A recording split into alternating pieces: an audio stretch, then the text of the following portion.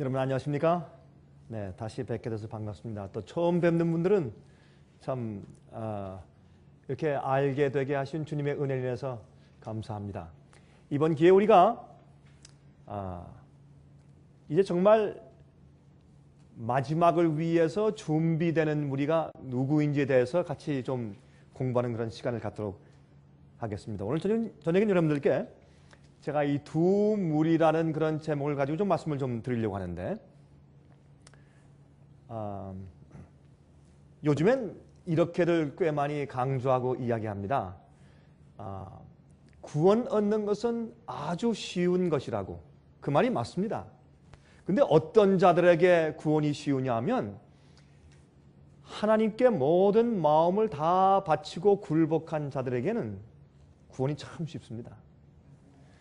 그러나 주님께서 우리를 인도하시기 위해서 우리에게 명령하시고 또 진리를 밝혀주시는데 전적으로 내 자신을 바쳐서 굴복하기를 거절하는 자들에게는 구원받는 것처럼 세상에서 어려운 것이 없습니다. 사실 영생을 얻는 것은 하나님과 같이 되는 것입니다. 이게 참 이상한 얘기죠. 그렇죠? 영생을 얻는다고 하는 것은 하나님과 같이 되는 것입니다. 그래서 영생은 하나님과 영원히 같이 동행하고 걷게 되는 것이 영생입니다.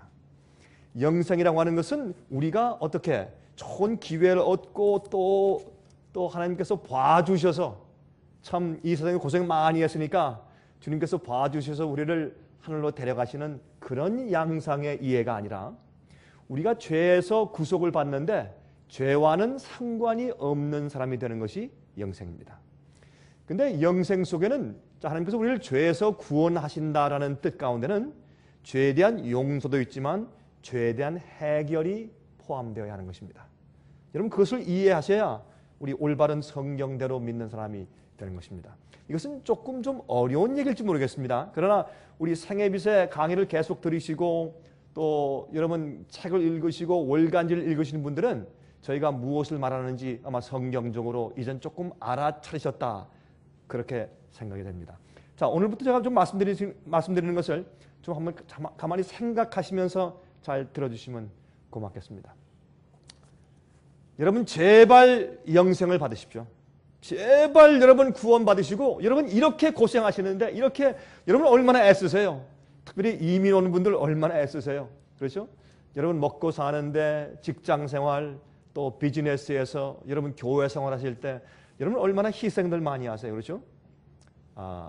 11조 드려야죠. 헌금 드려야죠. 하지 말라는 거 하지 말아야죠. 하라는 거 해야죠. 교회에서 또 얼마나 많은 것을 요구합니까? 또 새벽기도 참석해야죠. 그렇죠? 또 참아야죠. 될 수 있으면 그리스도인으로 살려고 애를 써야죠. 극기하고 희생하고 얼마나 수고들 많이 해요. 특별히 믿는 자들 말이에요. 그러면서 마지막에 멸망당하면 얼마나 슬픈 일입니까?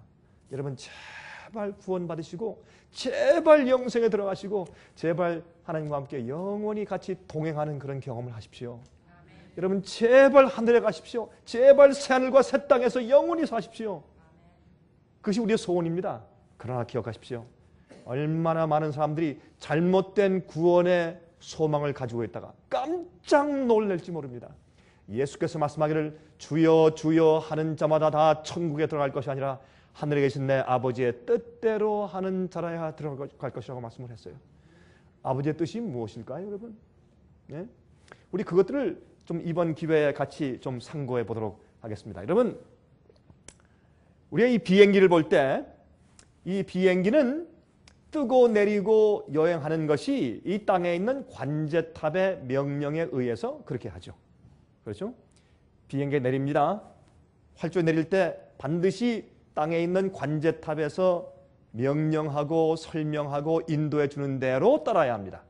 그렇지 않으면 다 죽습니다. 그래서 무사히 이제 비행기가 착륙하면 우리가 참 마음 가운데 한숨을 아주 안도의 숨을 쉬면서 참 감사하다, 무사히 도착했구나, 이제 그런 이제 느낌을 느끼게 됩니다. 저는 하도 이제 비행기 여행을 많이 하니까 어떤 데 제가 이런 생각을 합니다.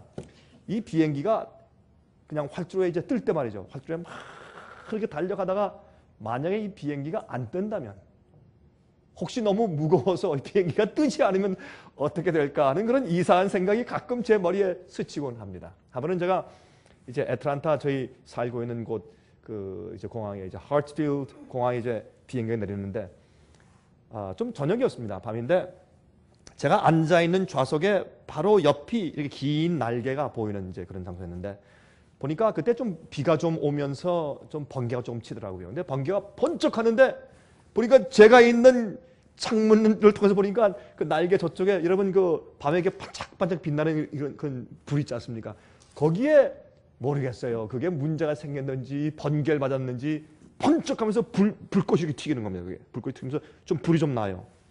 저는 그것을 처음 봤죠. 제가 비행기 여행을 그렇게 많이 했지만은 저는 어떤 비행기 회사에는 어떤 특정한 비행기 회사에 제가 밀리언 마일로입니다. 그 비행기만 그 비행기 회사 것만 제가 100만 마일 이상 탔으니까 꽤 많이 탔죠. 저는 비행기 여행을 많이 하는 사람입니다. 근데 제가 그런 걸 처음 봤습니다. 좀 깜짝 놀랐어요. 근데 저만 놀란 게 아니라 진짜 놀라서 이게 어떤 일이 혹시 비행기에 무슨 문제가 생기는가 하는 생각을 좀 하게 됐는데, 근데 하여튼 그 비행기에 타고 있던 그 많은 사람들이 그걸 다 보았습니다. 그랬더니 어떤 여인들은 약간 비슷한 비명을 지르고, 그렇죠? 그리고 이제 승무원들이 다 앉아 있으라고 그러고 조심시키고, 그런데 사람들이 말이죠, 그때 막 떠들고 농담하고 말이죠. 또 젊은이들은 서로 뒤에 있는 사람들과 얘기하고 깔깔거리고 말이죠. 어떤 사람들은 매거진을 보고, 어떤 사람들은 술을 마시고, 어떤 사람은 옆에 사람과 트럼프 카드놀이를 하고 이렇게 하고 있다가 그런 사건이 갑자기 생기니까 모두 다 조용해져요. 어쩌면 그렇게 조용해지는지 사람들이 술잔을 내려놓고 카드하는 것을 다 접고 사람들이 농담하는 입이 다물어지고 다 심각한 표정으로 앉아 있었습니다. 언젠가 우리 생애에 위기가 오는 것입니다. 사람이 큰 병이 났을 때, 사업이 망했을 때, 죽게 되었을 때, 갑자기 예수께서 이 땅에 임하실 때, 아니 그 전에 환란이 올 때, 성경 예언의 마지막 사건인 위기가 닥칠 때, 짐승의 뼈 환란이 닥칠 때, 우리가 알지 못하는 그런 생의 위기가 올 때 어떤 일이 생길까요? 갑자기 모든 사람들이 자기가 하는 일손을 다 놓고 조용히 심각하게 앉아서 내가 정말 예수님을 맞이할 준비가 되어 있는지 없는지에 대해서 심각하게 생각하는 때가 이르러오지 않겠습니까? 여러분, 지금 많은 사람들이 지금 호들갑을 떨며 장사가 잘 된다. 요즘은 참 장사가 좀 많이 안 되는 때죠. 그래서 상당히 미국의 경제가 어려워지고 있습니다. 그러나 좋은 집을 가지고 있다, 좋은 차를 가지고 있다, 내 아이들이 잘 된다, 사업이 잘 된다, 건강하다, 맛있다. 그러나 언젠가 모든 사람들에게, 현재 살고 있는 이 시대 이 사람들에게 주님께서 갑자기 깜짝 놀라게 하실 일들을 주님께서 일으키실 것입니다. 그 전에 우리가 어떤 일을 해야 됩니까? 우리는 이 밑에 있는 관제탑의 명령을 우리가 아주 깊이 잘 들어야 하는 때에 살고 있습니다. 여러분, 이럴 때 말이죠, 비행사가 관제탑에 있는 그 명령을 들으면서 아주 순종을 잘합니다. 어떤 때는 우리가 비행기를 타고 내리면 어떤 때는 내리지 않고 그 비행장 위에서 한 10분, 20분, 어떤 때는 30분씩 뱅뱅 돌 때가 있어요. 왜요? 비행기가 너무 컨제션, 너무 이제 이 밑에 비행기들이 너무 많이 밀려있기 때문에 지금 내릴 시간이 아니니까 좀 위에서 돌고 계십시오. 그래서 어떤 때는 계속 이렇게 돌고 있을 때가 있어요. 어떤 때는 거의 다 왔는데 또 어떻게 해요? 그 멀리 가든지 아니면 더 다시 돌아가서 한참 있다가 내릴 경우들도 있죠. 그렇게 아주 정말 정성스럽게 이 땅에서 들려주는 그런 관제탑의 말들을 주의 깊게 듣고서 명령에 순종합니다. 우리가 이런 모습을 보면서 어떻게 말합니까? 야, 그 참 비행사 너무 꼬장꼬장하네. 너무 그럴 필요 없는데 뭐 그렇게 꼭 그렇게 할 필요 없는데 꼭 그 명령 그대로 순종해서 그렇게 운항을 하려고 해서 이랬으나 그렇게 우리가 비판하지 않습니다. 왜요? 그것이 진리니까. 그렇게 해야 사니까. 그렇죠? 그러므로 우리가 이 비행사를 보고 참 그 율법주의다. 어떻게 꼭 그렇게 딱 맞게만 누가 그렇게 살 수 있나? 적당히 내리면 되지 뭘 그래. 그렇게 말하지 않습니다. 그렇죠? 그렇게 그대로 이 관자탐의 명령을 받지 않으면 다 죽습니다. 성경 말씀도 그렇습니다. 성경에는 어떻게 하라, 무엇을 하지 말아라, 이 길이 정론이 이 길로 가라, 또 저 길로 가지 말라, 이렇게 해라, 저렇게 해라 하는 말씀이 많이 기록되어 있습니다. 만약 그것이 사실이 아니면 우리가 그렇게 다 살아야 할 필요가 없다면 성경 말씀을 왜 주었습니까? 성경엔 요한복음 17장 17절 말씀하기를 아버지시여 진리로 저들을 거룩하게 하옵소서. 아버지의 말씀은 진리입니다. 그렇죠. 여러분 어떤 때는 제 얘기가 상당히 거꾸로 올 것이에요. 많은 사람들이 제 얘기는 부담스럽다 그래요. 그러나 그것이 진리인데 어떻게 합니까? 예수님께서는 성경을 주신 이유가 그대로 우리가 살도록 하기 위한 안내서와 지침으로 주신 것입니다. 그저 우리가 계속 설교할 때 이야기하고 우리가 또 괜히 읽고 또 암송하고 그렇게 하기 위해서 하신 것이 아니고 우리가 이 세상에서 살아야 할 지침서로 주신 것입니다. 우리가 반드시 따라서 살지 아니면 구원받을 수 없는 지침서로 주신 것입니다. 그래서 마귀가 어떻게 나왔습니까? 이 성경은 이 오랫동안 흘러오면서 이 번역하는 과정에서 문제가 생겼다. 여러분 그런 얘기 들으셨습니까? 어떤 것들은 다 믿을 수 없는 것이다.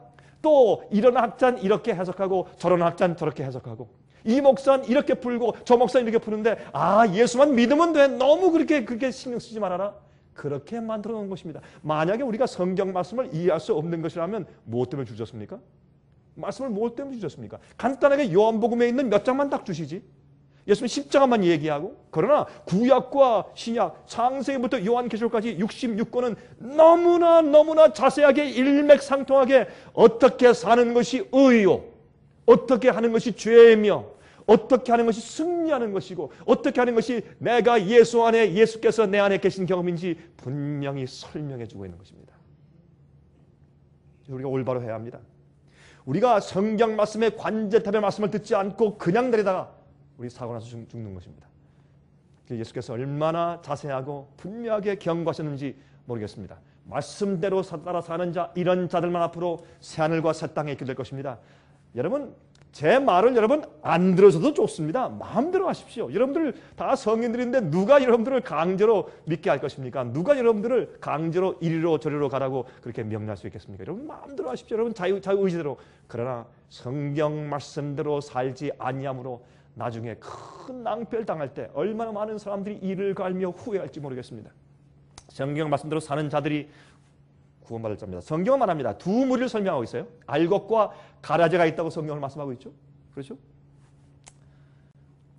여러분 이렇게 알곡만 있는 것처럼 풍성한 추수 때 알곡만 있는 것처럼 정말 누런 이런 밭에 가라지가 있습니다. 이것을 성경은 이렇게 설명했습니다. 예수님께서 이제 말씀하신 비유죠. 마태복음 13장 24절부터 30절까지 보면 다음과 같이 말씀되어 있습니다. 예수께서 그들 앞에 또 비유를 베풀어 말씀하시되 천국은 좋은 씨를 제 밭에 뿌린 사람과 같으니 사람들이 잘 때에 그 원수가 와서 곡식 가운데 가라지를 덧뿌리고 갔더니 싹이 나고 결실할 때에 가라지도 보이거늘. 가라지는 추수할 때 보입니다. 이게 문제입니다. 자, 집 주인의 종들이 와서 말하되 주여 밭에 좋은 씨를 심지 아니하였나이까? 그러면 가라지가 어디서 생겼나이까? 아니 우리가 교회에서 성경 말씀만 가르치는 거 아닙니까? 예수님 말씀만 얘기하는 거 아니겠습니까? 근데 갑자기 왜 가라지가 생깁니까? 우리가 성경 진리 말씀을 뿌렸는데 주인이 가로되 원수가 이렇게 하였구나.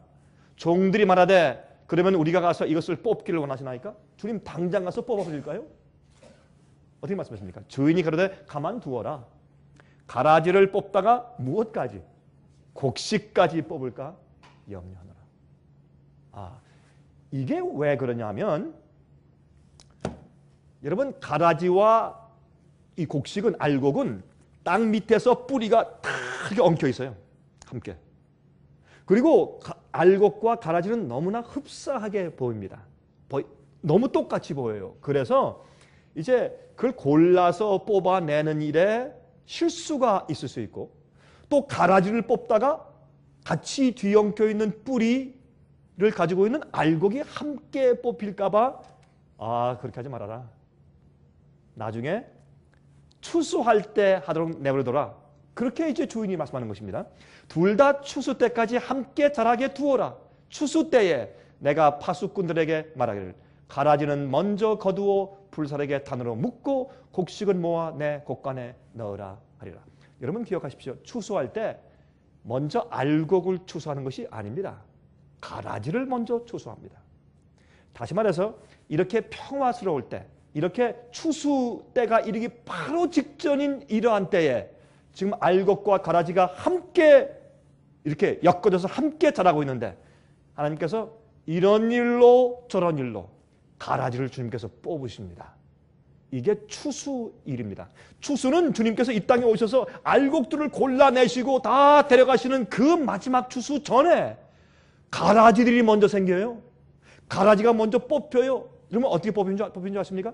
진리와 성경 말씀대로 살지 않는 자를 뽑으세요.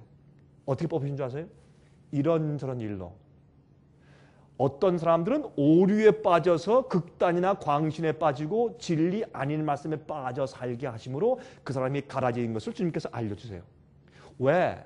여러분 그 데살로니가 후서 같은 데 보면 이 악한 자는 어떻게 진리의 사랑을 받지 않기 때문에 그러한 것이다. 그런 말씀이 나와요.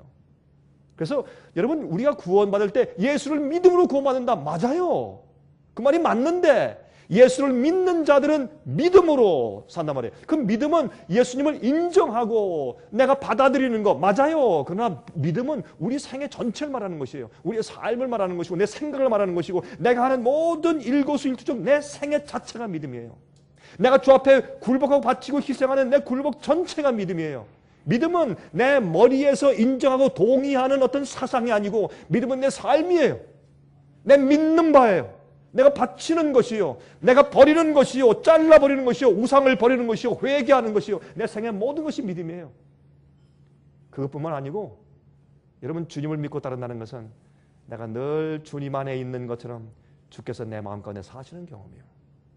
내 속에 있는 죄의 본성과 죄의 파워가 내 속에서 맥을 추지 못해요. 그게 구원의 경험이에요. 여러분 그러므로 이 진리대로 살지 않는 자들은 이리저리 자꾸 이상한 오류에 빠지거나 아니면 말씀대로 살지 않는 경험들이 표출돼 버려요.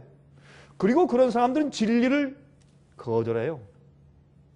그런 경험을 통해서 가라지인 것을 자꾸 드러냅니다. 그렇게 하다가 나중에 어려운 일이 생겨요. 여러분 마지막에 가서 두 무리가 딱 드러나는데 그 두 무리를 드러나게 하는 사건이 무엇인가 하면 짐승의 표의 사건이에요. 짐승의 표의 일이 생기면 여러분 아십니까? 오늘날 우리 교회 안에서 말이죠. 짐승의 표가 무엇인가라는 것을 설명하는 과정과 또 믿는 또 가르치는 방법들이 너무나 중구난방이에요. 짐승의 표가 무엇인가? 또 짐승의 표를 내리는 짐승의 세력이 누구인가? 그 파워가 무엇을 말하는 것인가? 이것을 이해하고 가르치는 그 가르침들이 너무나 여러 가지가 있어요. 여러분 그러므로 맨 마지막 시대 마귀가 말이죠. 짐승의 표가 무엇인가에 대해서 엉뚱한 생각을 가지고 있게 하므로 실제 짐승의 표가 지금 다 와 있고 그런 시험이 있는데도 그게 짐승의 표인지 모르고 다 좋은 거다라고 따라가게 만들어 놓는 것이 마귀의 역사예요. 여러분 그걸 하셔야 합니다. 그래서 우리는 진리대로 이해하고 있어야 돼요.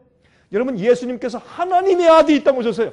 그때 올 때 구약 성경 전체가 39권이 말이에요. 그렇게 많은 성경이 예수님께서 어느 지방 베들레헴에 탄생하실 것이고 언제쯤 오실 것이고 어떠한 입장에서 오실 것이며 예수께서 어떻게 돌아가실 것이고 모든 예수님의 가르침이 무엇이고 이런 모든 것을 다 예언해 놓았다고 할지라도 그들이 교회 전체가 거의 다가 예수님을 알아보지 못했습니다. 동방 박사가 와서 얘기하고 물어보는데도 예루살렘이 깜깜했어요. 교회가. 똑같은 사건이 마지막 시대에 있는 것입니다. 지금도 그러한 것입니다. 왜요? 예언을 오해하였습니다. 그렇죠? 잘못 이해하였습니다. 그런 일들이 오늘도 똑같이 일어나고 있는 것을 여러분께서 이해하셔야 할 것입니다. 둘 다 추수 때까지 함께 자라게 두어라. 추수 때 내가 추수꾼들에게 말하기를 가라지는 먼저 거두어 불사르게 단으로 묶고 곡식은 모아 내 곡간에 넣으라 하리라. 여러분이시여, 저는요 천사가 아니기 때문에 알곡과 가라지를 갈라내는 역할을 할 수가 없습니다. 이것은 천사가 한다고 했습니다. 하나님 예수님께서 직접 하시는 것입니다. 그러나 저는 무엇을 보는 줄 아십니까? 가라지가 되어가는 모습들을 봅니다. 그리고 가라지로 주님께서 솎아내시고 있구나 하는 것을 보는 것입니다. 그것은 제 마음 가운데 기쁜 경험이 아닙니다. 제 가슴이 아프거든요. 웁니다. 가슴에서 눈물이 납니다. 그러나 제가 그런 모습을 보는 것입니다. 우리 그것을 좀 이해하면 좋겠습니다. 자, 보세요. 이에 예수께서 무리를 떠나사 집에 들어가시니 제자들이 나와 가로되 밭에 가라지의 비유를 우리에게 설명하여 주소서. 대답하여 말씀하시되 좋은 씨를 뿌리는 이는 인자요 밭은 세상이요 좋은 씨는 천국의 아들들이요 가라지는 악한 자들의 아들들이요. 여러분 여기에 이 밭은 세상이요 하지만 또 여기는 뭐가 포함됩니까? 교회도 포함되고 또 우리 마음도 포함되는 것입니다. 그렇죠? 좋은 씨는 천국의 아들들이요 가라지는 악한 자의 아들들이요 가라지를 심은 원수는 마귀요 추수 때는 세상 끝이요 추수꾼은 천사들이니 그런즉 가라지를 거두어 불에 사르는 것 같이 세상 끝에도 그러하리라. 인자가 그 천사들을 보내리니 저희가 그 나라에서 모든 넘어지게 하는 것과 또 불법을 행하는 자들을 거두어내어 풀무불에 던져 넣으리니 거기서 울며 이를 갈미 있으리라. 여러분 보세요. 그 나라에서 모든 넘어지게 하는 것과 어느 나라에서 하나님의 왕국에서 하나님의 왕국에서 넘어지게 하는 자들이 누굴까요? 여러분 마귀는 우리를 다리를 걸어서 넘어지게 하는 자들이에요. 자예요. 그렇죠? 마귀의 속성을 가진 자예요. 죄를 버리지 않은 자들이에요. 우리가요 예수님의 품성을 우리가 가지지 못하면 어떻게 해요? 남에게 해를 끼치는 자요. 남을 넘어지게 하는 자요. 남을 오해케 하는 자요. 남의 마음에 상처를 주는 자요. 괴롭게 하는 자요. 편치 못하게 만드는 자요. 진리를 이해하지 못하게 만드는 자요. 그렇죠? 남을 넘어지게 하는 자들과 또 불법을 행하는 자들. 여러분 좀 전에 말씀드린 것처럼 마태복음 7장 21절부터 말씀하신 말씀. 너희가 주여 주여 하는 자마다 다 천국에 것이 아니라 맨 마지막에 어떤 말씀하십니까? 주여 날 모르십니까? 내가 주의 이름으로 선지자 노릇했고 내가 주의 이름으로 어떻게 해요? 귀신을 쫓았고 내가 주의 이름으로 권능을 행하고 날 모르십니까? 주님이시여. 예수께서 말씀하기를 내가 너희를 도무지 알지 못하니 무엇을 행하는 자들아? 불법을 행하는 자들아 내게서 떠나가라. 여기 똑같아요. 그렇죠? 넘어지게 하는 것과 또 불법을 행하는 자들을 거두어내요. 이건 죄와 상관이 있어요. 요한 1서 3장에 말씀하기를 죄는 뭐라? 불법이라. 그렇죠? 여러분 이걸 그냥 읽으면 사람들이 그렇다고 그냥 쭉쭉 읽어 내려가지만 이게 무슨 말인지를 이해하지 않고 지나는 경우가 많단 말입니다. 불법은 무엇인가? 하나님의 계명을 어기는 것입니다. 주님의 명령과 진리의 말씀을 어기는 것을 말하는 것입니다. 그것이 불법을 행하는 자들이라 말입니다. 여러분 가운데 또 오늘 밤에도 이런 생각을 하시죠. 참 우리 강 목사님 강의를 들으면 참 좋긴 좋은데 가면 좀 마음에 부담이 돼. 그런 생각이 들어가세요? 또 오셔서 나 참 피곤하게 일하다 오늘 또 좀 좋은 말씀 들어왔는데 오늘 또 말씀 들으니까 또 마음에 부담이 생기네. 여러분이시요. 여러분이 앞으로 새하늘과 새 땅에서 저를 만나시면 여러분들이 얼마나 감사하실지 모릅니다. 우리가 똑바로 알자고 말하는, 똑바로 믿자고 말하는 것입니다. 이렇게 안 하면 여러분 죽습니다. 그냥 내가 예수 믿습니다. 아닙니다. 많은 그리스도인들이 예수 믿는 거 아닙니다. 자기 믿는 겁니다. 자기가 하나님이에요. 예수께서 말씀하실 때 말씀하신 대로 살지 않고 자기가 편리한 곳만큼만 따라요. 자기가 편리한 대로만 살다가 주님께서 너 그거 우상이하고 버려라. 이거 나한테 줄래? 너 이거 회개해야 돼. 그 길로 가면 안 된다. 예수께서 말씀하기를 좁은 길로 가라. 넓은 길로 가는 자들은 너무나 많고 좁은 길을 찾는 자들은 너무나 적다. 왜? 길이 협착하다. 어렵다. 고난의 생애야. 그런데 주님의 뜻대로 사는 자들에겐 참 기쁜 생애인데, 그러나 내 마음 가운데 뭔가 걸려있고 딱 붙잡아. 여러분 아시죠? 여러분은 그거 아시죠? 마음 가운데 요건 내가 뭐 잘못되어 있고 주님께서 내가 말씀하신다, 나 요건 지금 안 버리고 있는 것이야. 여러분들이 알아요. 제가 얘기하도 알아요. 여러분 아시죠? 그거 딱 붙잡고 있어 보세요. 마음에 평안이 있어요? 절대로 없어요. 그래서 교회에서 그런 마음을 가지고 있는 자들에도 마치 평안이 있는 것처럼 착각하게 만들기 위해서 감정적인 예배를 만들어주는 것이에요. 당신은 다 구원받고 당신 다 괜찮아, 걱정하지 마라 하기 위해서 착각을 일으키는 감정적인 예배를 드려주는 것입니다. 여러분 그렇게 하다가 죽으실래요? 지금부터 매를 좀 맞고 똑바로 들은 다음에 고쳐서 구원받으실래요? 그렇죠? 그럼 생각해 보세요. 자, 이 추수 때에 두 무리가 생겨요. 이렇게 그림에 지금 딱 갈라 나왔지만 사실 이렇게 다 섞여 있는 것이겠죠. 그렇죠? 가라지와 알곡이 생겨요. 그 왜 그럴까요? 여러분 노아 홍수 때에 알곡과 가라지 생겼어요. 근데 이 알곡과 가라지가 언제까지 몰랐어요? 홍수가 내릴 때까지 몰랐어요. 여러분 홍수가 내리기 며칠 전에 노아의 식구들이 방주에 들어갔습니까? 며칠 전에? 일주일 전에? 7일 전에? 근데 들어갔을 때 밖에 있는 사람들이 어떻게 했을까요? 노아 할아버지 좀 나와보시오. 그 안에 냄새 많이 나죠? 여러분 코끼리 옆에 한번 가보셨죠? 동물원에서 어떻습니까? 냄새가 향기롭습니까? 왜 거기 계십니까? 나오세요. 아예 당신 광신인 거 옛날부터 우리가 말했지 않소? 나오시오. 우리 봐줄게. 용서해줄게. 여러분 비가 내리기 일주일 전에 문이 닫혔어요. 은혜 시간의 문이. 밖에 있는 사람이 다 얽혀 보였습니다. 그러나 말씀대로 순종하고 방주를 주께서 말씀하신 지수대로 정확하게 지은 노아의 식구들만 구원받았습니다. 여러분 하나님께서 뭐라고 말씀했습니까? 노아야 문을 만드는데 문 몇 개를, 노아 방주에 문이 몇 개 있었어요? 하나 옆에.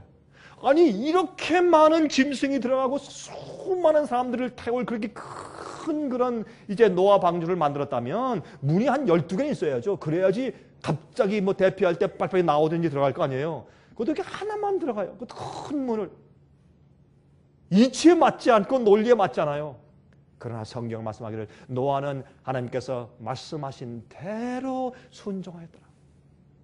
그래서 당대 의인이라 이렇게 얘기하면 사람들이 아이고 그러니까 율법주의죠. 주님이 우리를 다 용서하시고 구원하셨는데 뭘 자꾸 따집니까? 아닙니다. 성경은 그렇게 말씀하고 있지 않습니다. 그렇죠? 인자의 때는 이 노아의 때와 같다고 그렇게 말씀을 하신 것입니다. 그때 두 무리가 있었어요. 그렇죠? 방주에 들어가지 않은 무리는 어떻게 해요? 너무 늦었습니다. 그들이 이때 정말 안전하게 떠다니는 방주를 보면서 그들이 얼마나 이를 갈고 후회했을까요? 그렇죠? 홍수에 빠진 많은 사람들이 있은 반면에 방주에서 안전하게 구원받은 또 한 무리가 있었습니다. 두 무리가 있었습니다. 그렇죠? 소돔과 고모라 성을 멸망할 때 거기서 천사가 끌어낸 롯의 식구들 한 무리가 있었고 그 다음에 그 안에서 죽은 한 무리가 있었습니다. 나오지만 억지로 끌려 나오다가 마음은 세상 재물에 묶여있던 롯의 부인은 소금이 되었습니다. 이 소금 기둥은 어떻게 해요? 맛을 잃어버렸어요. 소금이 맛을 잃어버리면 밖에 버리어 발에 밟히느라 그랬어요. 이때도 두 무리가 있었습니다. 그렇죠? 예루살렘이 멸망당할 때 두 무리가 있었습니다. 그렇습니까? 두 무리가 있었습니다. 그때 예수님의 말씀을 듣고 이제 어떻게 해요? 이 거룩한 곳에 부정한 것이 선 것을 보거든, 그렇죠? 가증한 것이 선 것을 보거든 다 산으로 도망하라. 그 예수의 말씀을 기억했던 자들은 다 살았습니다. 그러나 말씀을 순종하지 않은 사람들은 이 안에서 다 죽었습니다. 이때도 두 무리가 있었습니다. 그렇죠?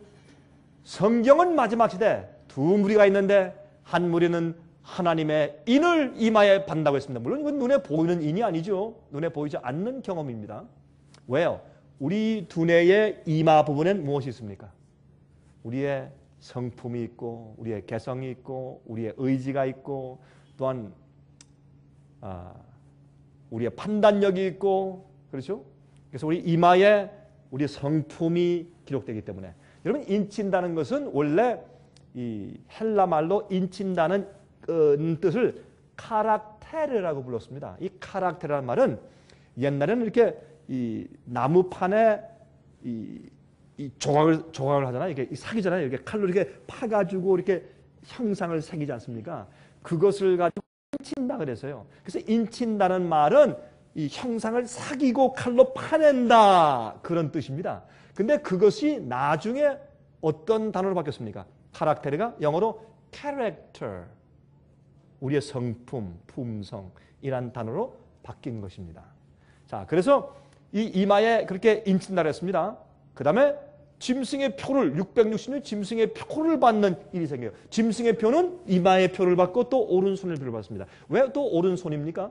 하나님의 이는 이마에만 받고 오른손엔 받지 않습니다. 오른손의 표를 받는 것은 그 당시에 이 얘기를 할 때 그 당시에 군인들과 노예들은 오른손의 표를 받았습니다. 왜? 그들은 돈을 주고 사거나 억지로 끌려가기 때문에 이렇게 도망가지 못하게 이렇게 딱 이렇게 문신을 새겼어요.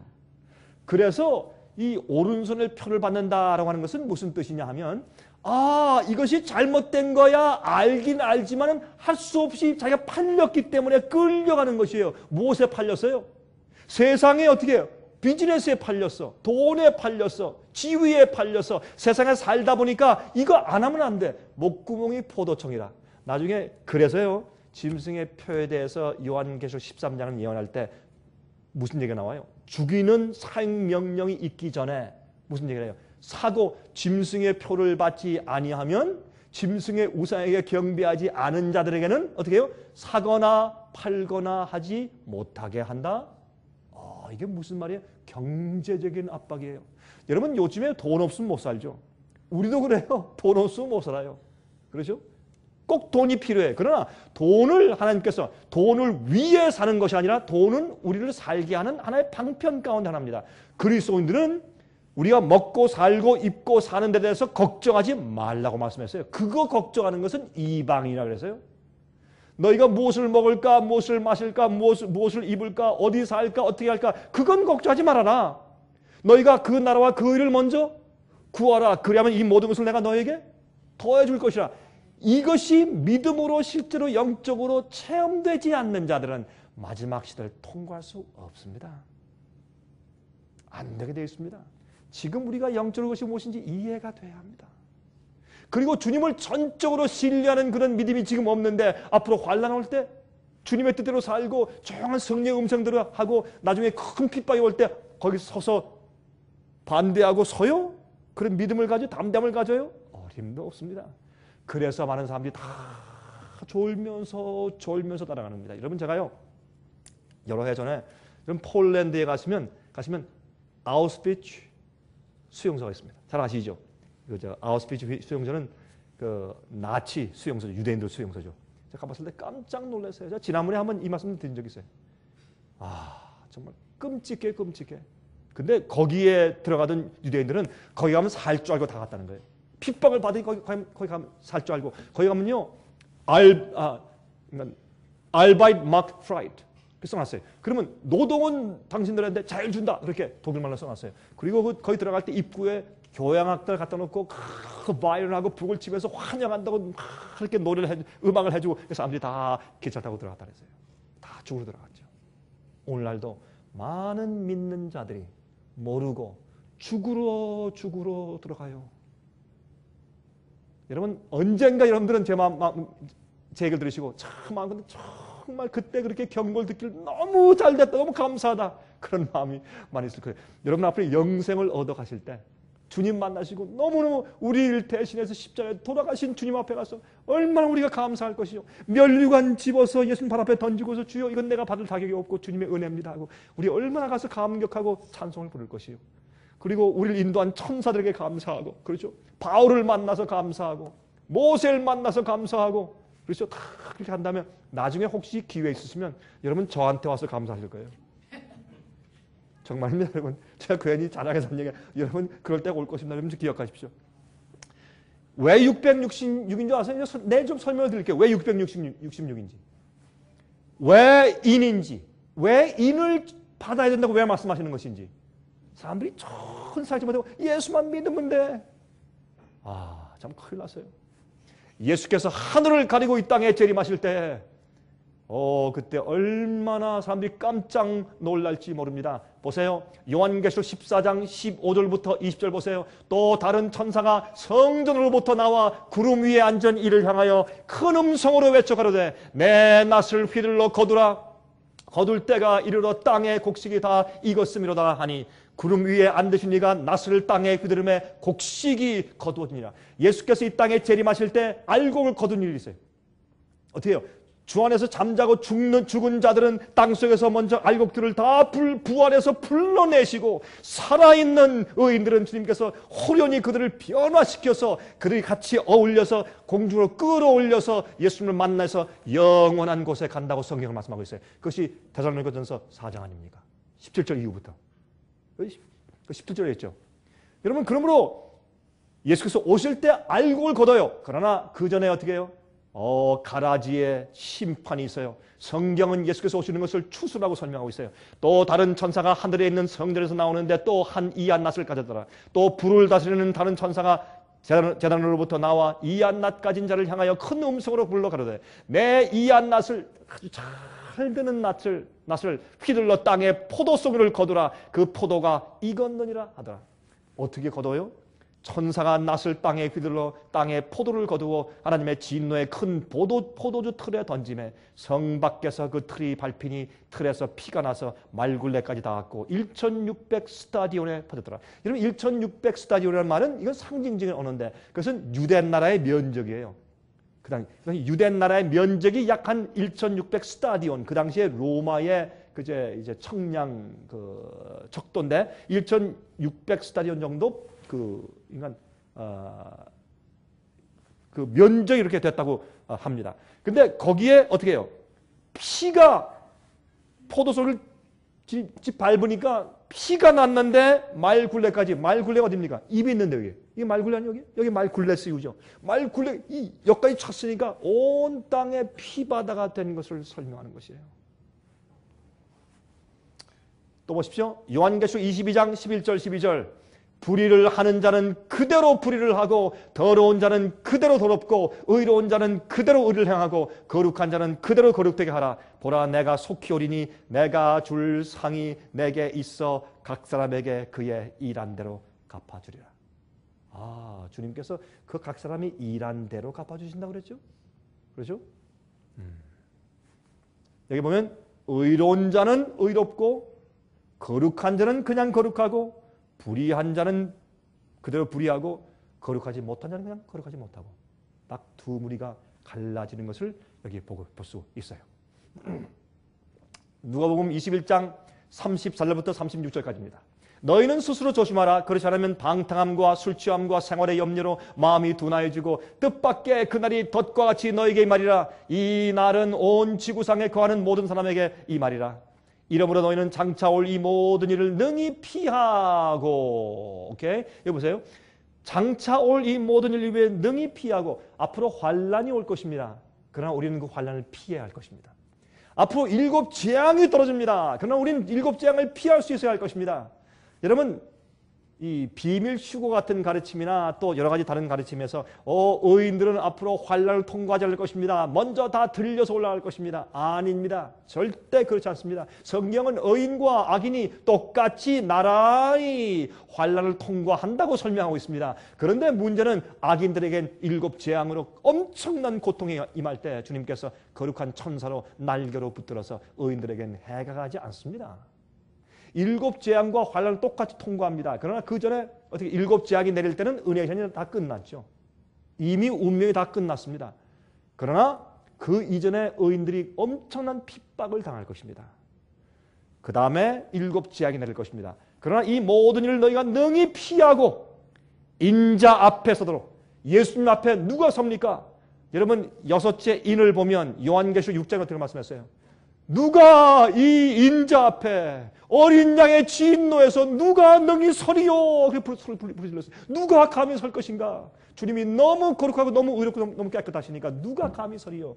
그때 성경은 어떻게 말합니까? 7장, 요한계시록 7장을 삽입구장 그렇게 불러요. 왜 삽입구장입니까? 이러한 자가 선다. 어떤 자? 거기서 상징적으로 14만 4천이라는 단어가 거기 등장해요. 그러한 자들이 선다. 그렇게 설명해요.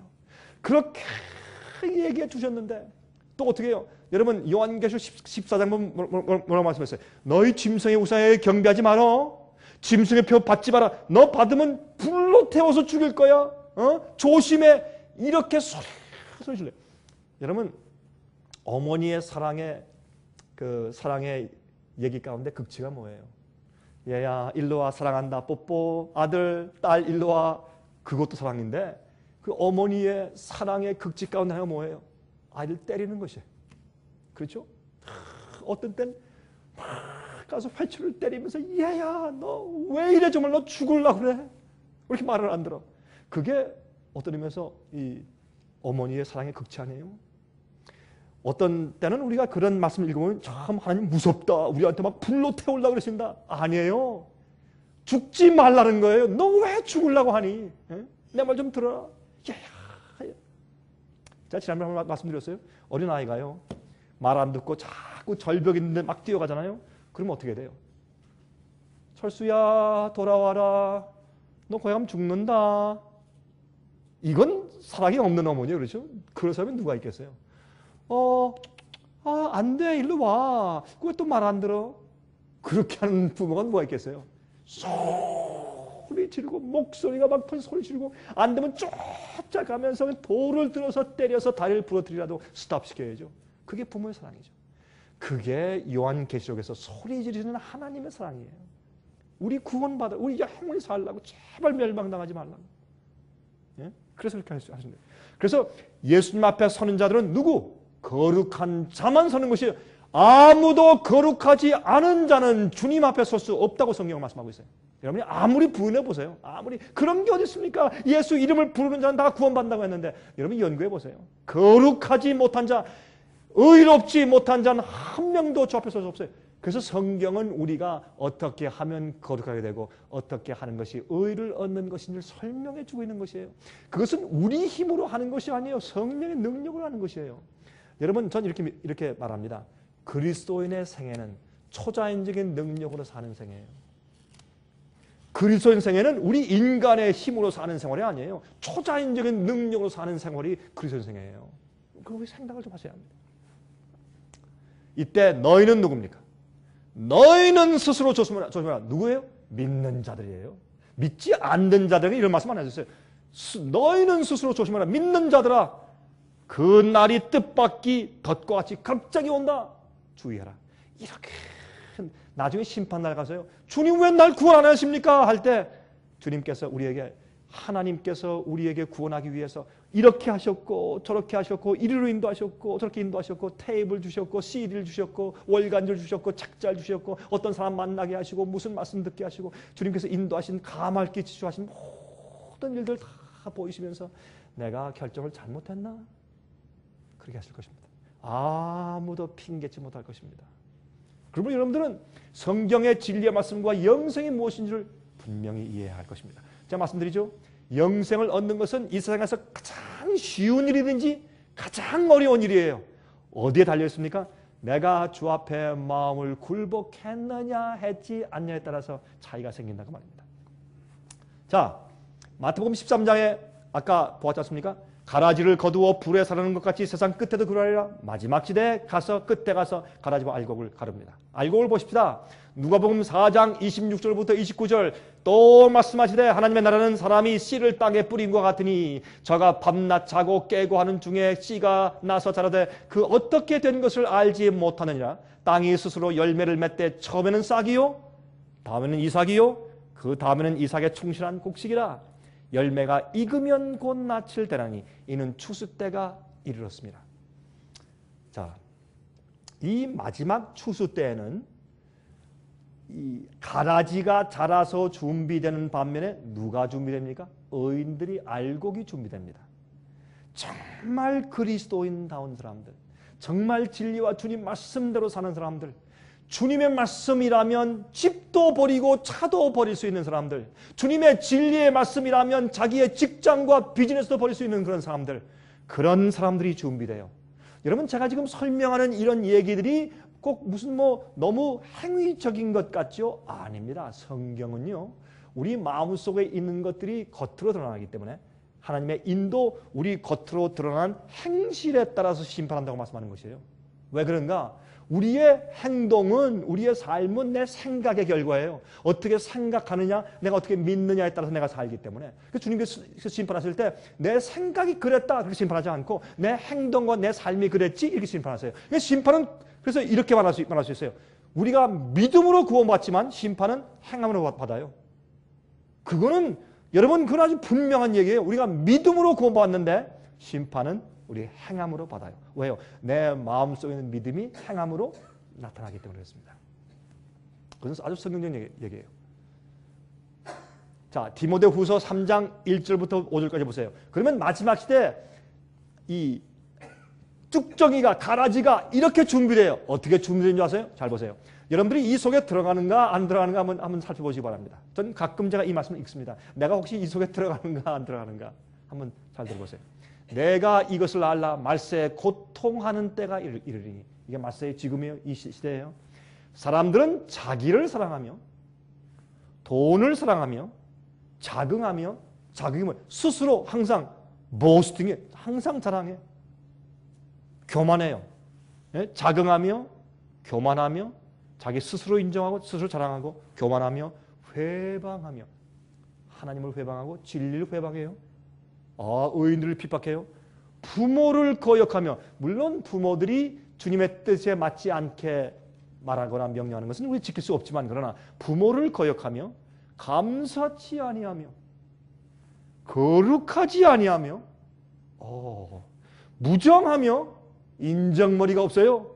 원통함을 풀지 아니하며. 여러분들 원통하면 잠을 못 주무세요? 원통함을 풀지 아니하며 참소하며, 남을 비난하고 정죄하고 헐고, 그렇죠? 절제하지 못하며. 절제가 뭐예요? 우리 육신적인 정욕을 이기지 못해요. 먹는 거, 마시는 거, 뭘 경험하는 것들, 성욕, 내가 좋아하는 것들, 식욕, 모든 것들 절제하지 못하며 사나우며 선한 것을 좋아하지 아니하며 배반하여 팔며 조급하며. 여러분, 이 조급하고 불안, 초조, 이건요 성령의 은혜가 마음 가운데 없다고 말이에요. 물론 여자분들 말이죠, 불안, 초조하고 안달하고 그거 안 하는 분들이 누가 있겠습니까마는, 그러나 정말 주님 앞에 마음을 드리고 성령의 은혜와 평강이 있는 사람들은 이거 조급한 거 이거 없어져요. 여러분들이 성질이 좀 급하거나 여자분이기 때문에 좀 안달하는 거, 좀 그런 것보다, 예? 이거는 하나님을 신뢰하지 않기 때문에 생긴 성품의 결과를 말하는 것이에요. 우리가 예수님 안에 있으면 조급하지 않아요. 저는요, 이 젊을 때 제 마음이 불안, 초조, 안달이 항상 있었어요. 왜? 누가, 어느 목사가 나보다 나은가? 누가 나보다 더 큰 교회 세우느냐? 에? 어느 교인들이 교회에 나오느냐 안 나오느냐? 어느 부자 장로가 오느냐 안 오느냐? 이번 달에 우리 교회 11조 얼마냐? 교인 수가 몇 명이냐? 얼마나 잘왔느냐? 예? 헌금이 얼마나 나왔느냐? 항상 불안해. 초조해. 항상 어떻게 해요? 내 명예와 자랑을 위해서, 내 성공을 위해서. 여러분, 목사도요, 자기 성공을 위해서 불안, 초조, 안절부절 못해요. 그게 왜 그래요? 자기를 위해서 하니까. 예수님을 위해 살잖아요. 제가 한 번은요, 정말 제가 회개한 다음에 가만히 하루는 제가 이 하늘을 보니까 이 새떼들이요, 쭉 날아가는데, 제가 새떼를 한두 번 봤어요. 그게 많이 봤는데, 그날따라 새떼를 보니까 눈물이 콱 나더라고요. 막 눈에서 눈물이 막 확 쏟아지는 것 같아요. 얼마나 제 마음이 감동했는지. 왜 그런 줄 아세요? 그게 성령의 역사예요. 우리가 마음이 진심으로 거듭나면 만물이 새롭게 보여요. 꽃이 새롭게 보이고 새도 새롭게 보이고, 모든 것이 얼마나 세상이 아름다운지 몰라. 세상이 달라져. 항상 어떻게 원망하던 그런 마음이 감사와 찬송이 생기고, 그게 거듭남 아니에요? 근데 그날따라 새가 날아가는데 이런 이해가 되는 것이에요. 저 새들은 하나님께서 창조한 목적대로만 산다. 안 그래요? 아침에 일어나서 주님께 주신 양식을 먹어요. 벌레 잡아먹고 아니면 곡식 먹고 다 살다가 하루 종일 짹짹짹거리면서 다 찬송 부르다가 저녁에는 복음장에 들어가서 또 밤새도록 자고 아침에 일어나서 또 일찍 일어나서 짹짹짹거리고 또 밥 먹고 또 하루 종일 찬송하고 또 자. 그건 하나님께서 창조하신 목적대로 살다가 죽는 것이에요. 얼마나 아름다운 새가. 그래서 새가 아름다운 것이에요. 근데 인간들은 어떻게 해요? 자기 마음대로 살아. 하나님 위에 살잖아요. 근데 가만히 보니까 내가 목사일 하고 내가 교회를 하고 내가 설교하고 이런 모든 것들이 다 나의 명예와 내 자랑 위해서 한 것이지 하나님의 영광 위에 한 것이 아니구나. 제가 새를 보고 제가 울었어요. 제가 젊을 때. 여러분들이시요. 그러므로 이게 전부 다 뭐예요? 이런 품성이 우리 속에 있고 자라는 것은 가라지 되고 있다는 것이에요. 그 성경이 설명하고 있어요. 쾌락을 사랑하기를 자고하며 스스로 높이며 쾌락을 사랑하기를 이게 자고한다. 이 자고한다가 뭐예요? 자존심. 다른 말로 말하면 자존심. 자존심이요. 어떤 때 우리 알아요? 우리가 경건하고 다 잘하는데 교회에서 재직회 때 누가 한마디 해봐. 다 튀어나오죠. 그죠? 다 튀어나와. 조금만 기분 상해봐. 다 튀어나오죠. 자고하며 쾌락을 사랑하기를 하나님 사랑하는 것보다 더하며. 여러분 주님의 사업을 위해서 바치라 그러면 참 핑계 맡은 사람들이 어디 뭐 베케이션 놀러 간다 하면 어디서 돈이 나오는지 쌈짓돈 다 나와요. 그렇죠? 쾌락을 사랑하기를 하나님 사랑하는 것보다 더하며 경건의 모양은 있으나 믿는 자들이 하는 얘기 이거는 여러분 믿지 않는 자들이 하는 얘기 아니에요. 경건의 모양은 있으나 경건의 능력은 부인하는 자니 이 같은 자들에게서 내가 돌아서라. 여러분 여기 쭉저기가 가라지가 다 준비된 모습이에요. 갈라디아 5장 16절 25절 보세요. 16절부터 25절 보세요. 내가 이르노니 너희는 성령을 쫓아 행하라. 그리하면 육체의 욕심을 이루지 아니하리라. 육체의 소욕은 성령을 거스리고 성령의 소욕은 육체를 거스리라니 이 둘이 서로 대적함으로 너희의 원하는 것을 하지 못하게 하려 함이라. 우리 속에서 두 종류가 싸워요. 알곡이 되게 하는 성령의 역사와 쭉정이 되게 하는 마귀 역사인데 마귀 역사는 우리의 죄의 본성을 통해서 싸우는 것입니다. 자, 너희가 만일 성령의 인도하시는 바가 되면 율법 아래에 있지 아니하리라. 근데 참 이상하게 사람들이 요 문장을 해석하면서 그러므로 성령의 인도하시는 바가 되면 더 이상 율법 지킬 필요가 없다는 말이야. 이렇게 해석해요. 정반대로 해석해. 난 그게 어떻게 그렇게 해석이 되는지 참 그거 신기해요. 그거 참 신기하다. 어떻게 그렇게 해석이 될까? 반대로. 보세요. 율법 아래에 있지 않다는 말은 무슨 말이에요? 은혜 아래에 있단 말이에요. 은혜 아래에 있는 것은 무슨 말이에요? 주님의 성령의 은혜 속에 있으니까 자연히 그렇게 된다는 말이에요. 율법 안에 있는 것은 뭐예요? 이거 안 하면 죽어. 이거 안 하면 심판이니까 이거 지켜야죠. 통통 거기에 매달려 있는 것이에요. 그게 율법 아래에 있는 것이에요. 거듭나고 성령이 우리 마음을 지배하시면 우리 율법 위에 있어. 율법 안에 있잖아요. 율법 위에 있으면서 그렇게 사는 것은 기본적인 것이요. 여러분 10계명 그거는 기본이지 거기에 겨우 하면 천국 간다 그게 아니에요. 그거는 기본적이지.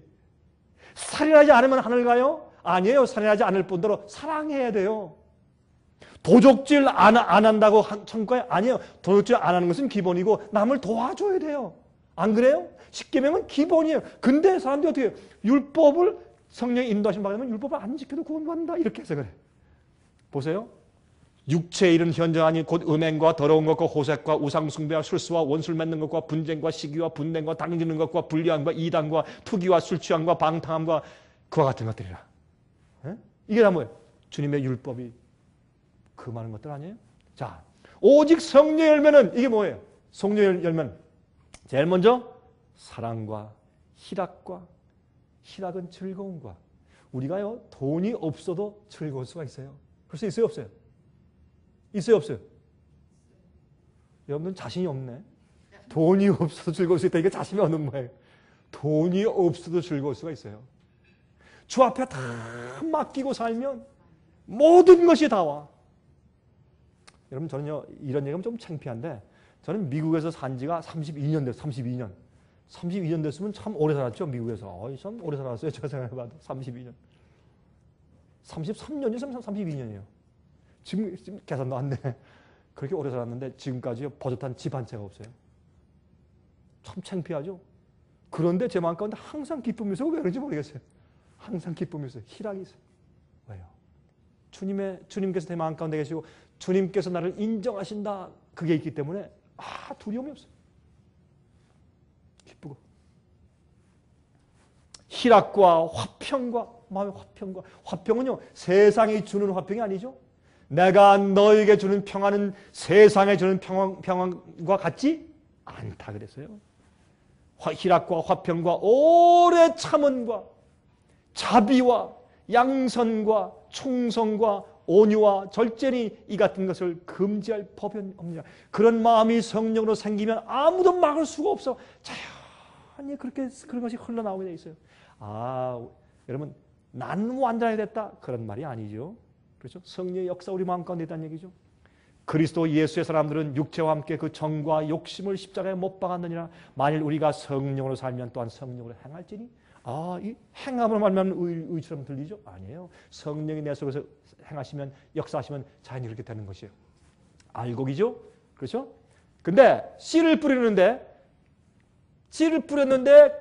알곡이 생기고 가라지가 생겨요. 왜요? 씨가 뭐예요? 마태복음 13장에 천국 말씀을 듣고 깨닫지 못할 때는 악한 자가 와서 그 마음에 뿌리온 것을 빼앗나니 돌밭에 뿌리었다는 것은 말씀을 듣고 즉시 기쁨으로 받되 그 속에 뿌리가 없어 잠시 견디다가 말씀을 인하여 환난이나 핍박이 일어나는 때에는 곧 넘어지는 자요.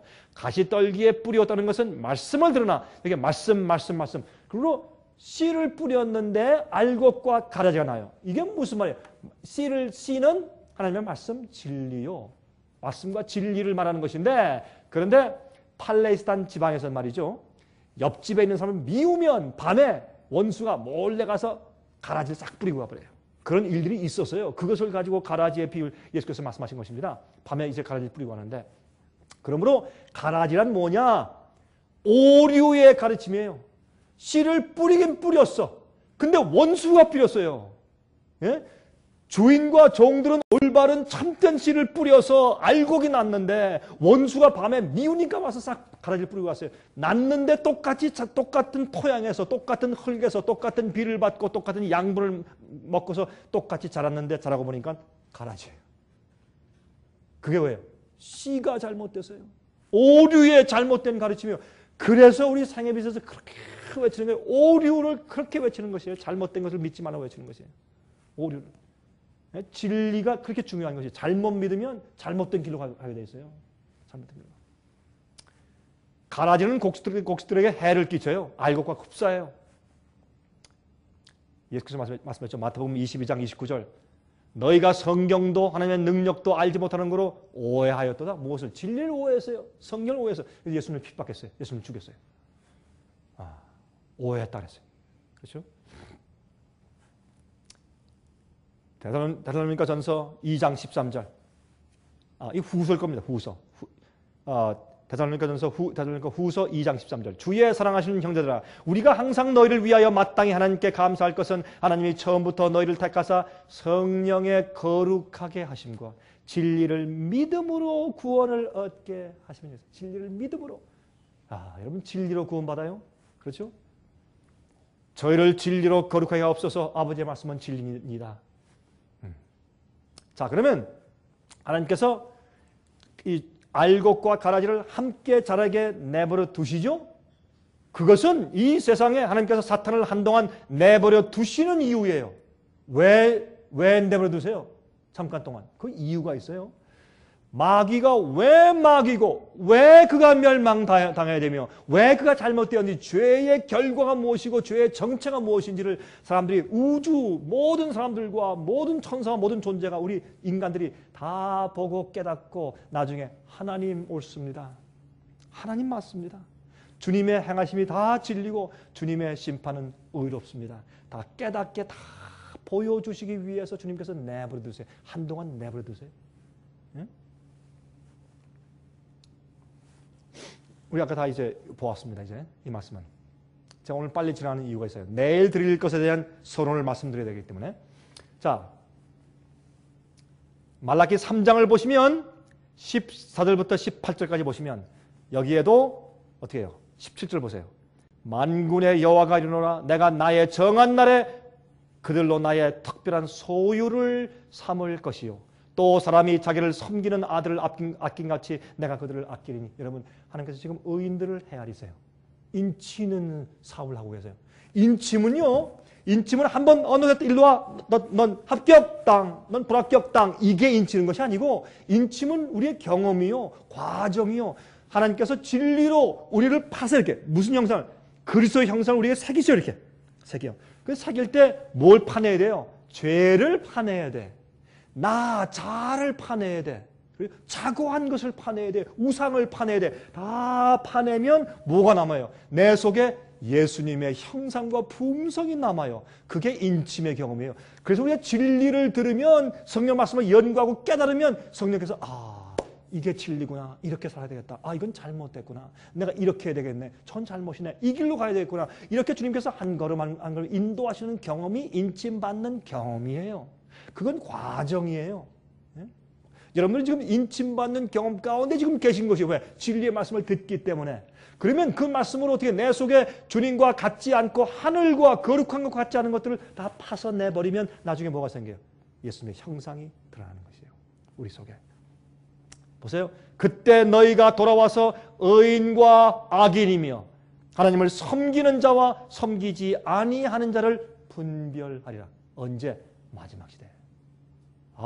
말라기 3장에 이런 말씀이 다 있어요. 그렇죠?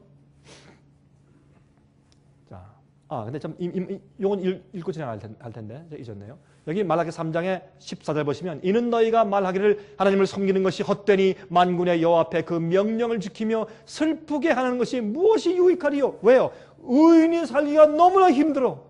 다 속이고 적당하는데 내가 정직하게 살려니까 망해. 잘 안 돼, 이 일이. 바보 되고 어려워요.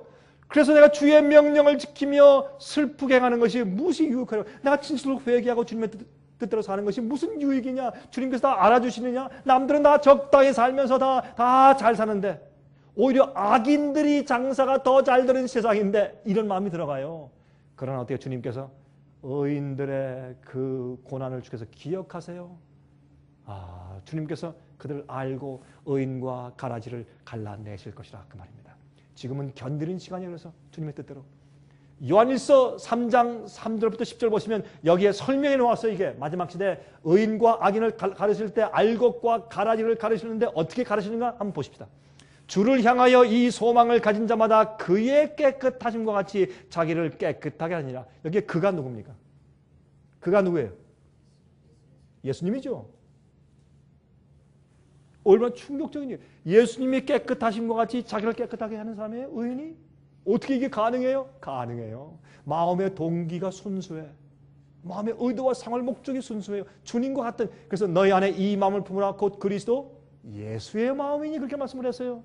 그렇죠? 죄를 짓는 자마다 불법을 행하나니 이는 불법이라. 예수께서 말씀하셨죠. 불법을 행하는 자들아 내게서 떠나가라. 그렇죠? 아까 우리 읽었잖아. 불법을 행하나니 죄는 불법이에요. 죄를 짓는 자마다 불법을 행하는 것이에요. 그런 자들은 나가라 그랬어요. 그가 우리 죄를 없이 하려고 나타내신 바 된 것을 너희가 아나니 그에게는 죄가 없느니라. 죄를 용서받을 뿐만 아니라 죄를 반복하지 않는 자들을 말하는 것이에요.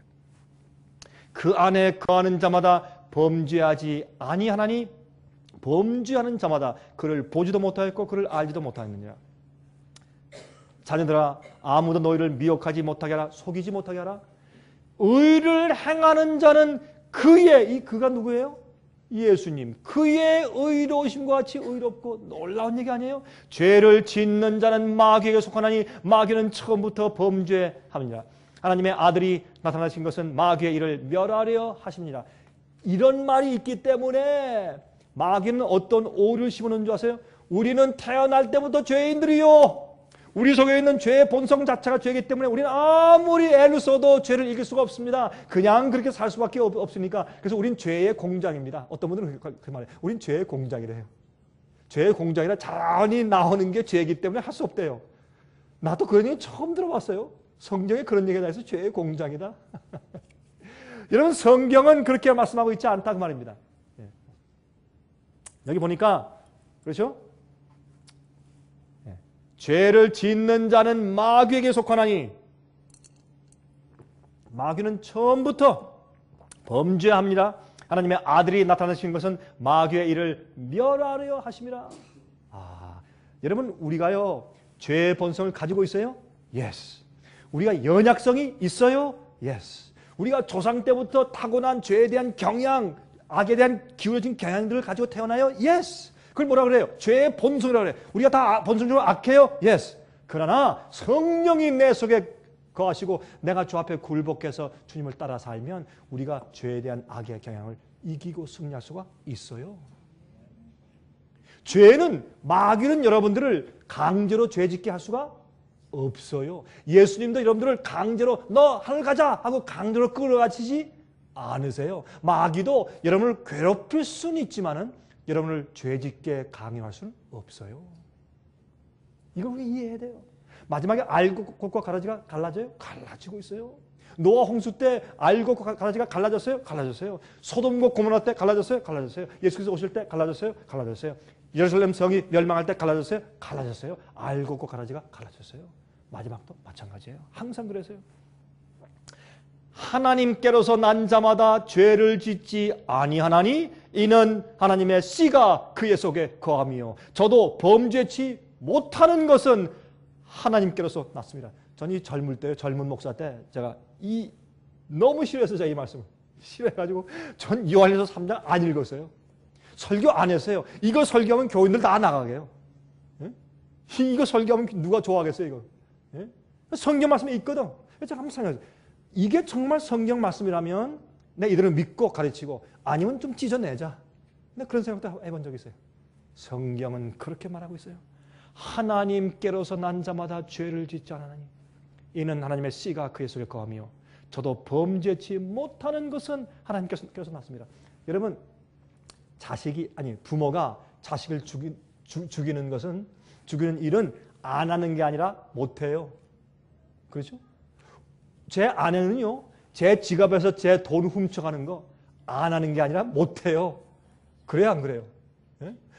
저는요 어떤 사람을 괴롭게 하고 속이고 기반하고 이거요 안 하는 게 아니라 전 못해요.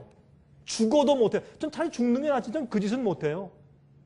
우리가요 죄를 안 짓는 게 아니라 죄를 못 짓는 지경이 생겨요.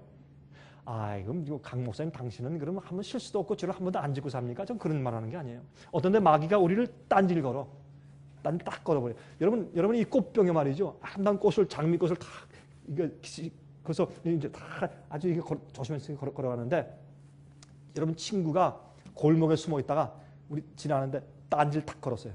탁 넘어지면서 꽃병이 팍 깨져버렸어요. 누구 잘못이에요? 딴지 건 사람이 잘못이에요? 꽃병 들고 가던 사람 잘못이에요? 예? 다리 건 사람 잘못이죠? 그렇죠? 우리가 알아요. 그런데 넘어진 사람은 어떻게 할까요? 그런 경험을 몇 번 하면 어떻게 해요? 고기 지나갈 때는 어떻게 해요? 이제부터 주위에 누가 숨었나 안 숨었나 잘 보고 지나갈 거예요. 우리가 실수해요. 우리가 실수 넘어질 때가 있어요. 범죄할 때가 있어요. 그런데 그렇게 하면 어떻게 나중에 어떻게 내가 또 왜 그랬나? 주님 날 용서하시고 날 도와주세요. 그리고 그럴 때 그거 볼 때 조심하게 돼. 그때 이럴 땐 조심해야지. 배우게 돼요. 강건해지죠. 그게 성화의 경험이요. 그렇죠? 그 다음에 10절 보세요. 이 말씀은 분명하죠. 이러므로 하나님의 자녀들과 다시 말해서 알곡과 마귀의 자녀들이 나타나나니 알곡과 가라지가 갈라지나니 어디에서 무엇 때문에 죄를 짓느냐 안 짓느냐 때문에 주님의 계명대로 사느냐 살지 않느냐 때문에 그들의 성품이 예수님을 닮았느냐 안 닮았느냐 때문에 하나님의 자녀들과 마귀의 자녀 알곡과 가라지가 나타나나니 무릇 의를 행치 아니하는 자나 또는 그 형제를 사랑치 아니하는 자는 하나님께 속하지 아니하니라. 여러분 형제 여러분을 괴롭히세요? 그땐 괴롭힘 받고도 괴롭힐 때 나 그 사랑해 이렇게 말하기가 어려워요. 그러나 괴롭히고 때리고 못 살고 때 우리 마음이 어떻게 돼요? 그에 대해서 분노하고 복수심을 갖는 것이 아니에요. 어려울 때 어떻게 해요? 마음 가운데 조용히 참으면서 어떻게 해요? 기도할 때 주님이시여 이 사람을 불쌍히 여기주십시오. 몰라서 그렇습니다. 누구 기도입니까? 예수님 기도 아닙니까? 스데반의 기도가 아닙니까? 그런 말씀이 성경에 왜 기록되어 있어요? 스데반이 그렇게 할 수 있으면 우리도 그렇게 할 수가 있다 없다? 여러분 답변을 안 하시네. 겁이 나시는 모양이지? 응? 있다. 있다.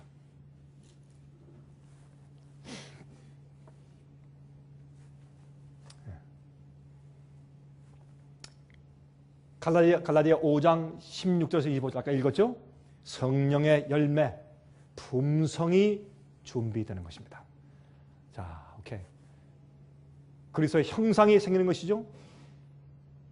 고린도후서 3장 18절 저와 같은 형상으로 화하여 영광으로 영광에 이르니 곧 주의 영으로 말미암습니다. 성령으로 우리가 점점 예수의 형상으로 변화되어 가는 것이에요.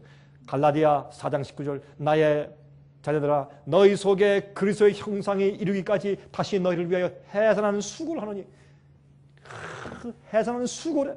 예? 예수님의 형상을 사기까지 이루기까지. 골로새 3장 10절 새 사람을 입었으니 이는 자기를 창조하신 자의 형상을 쫓아 지식에까지 새롭게 하심을 받는 자냐. 그렇죠? 우리의 변화예요.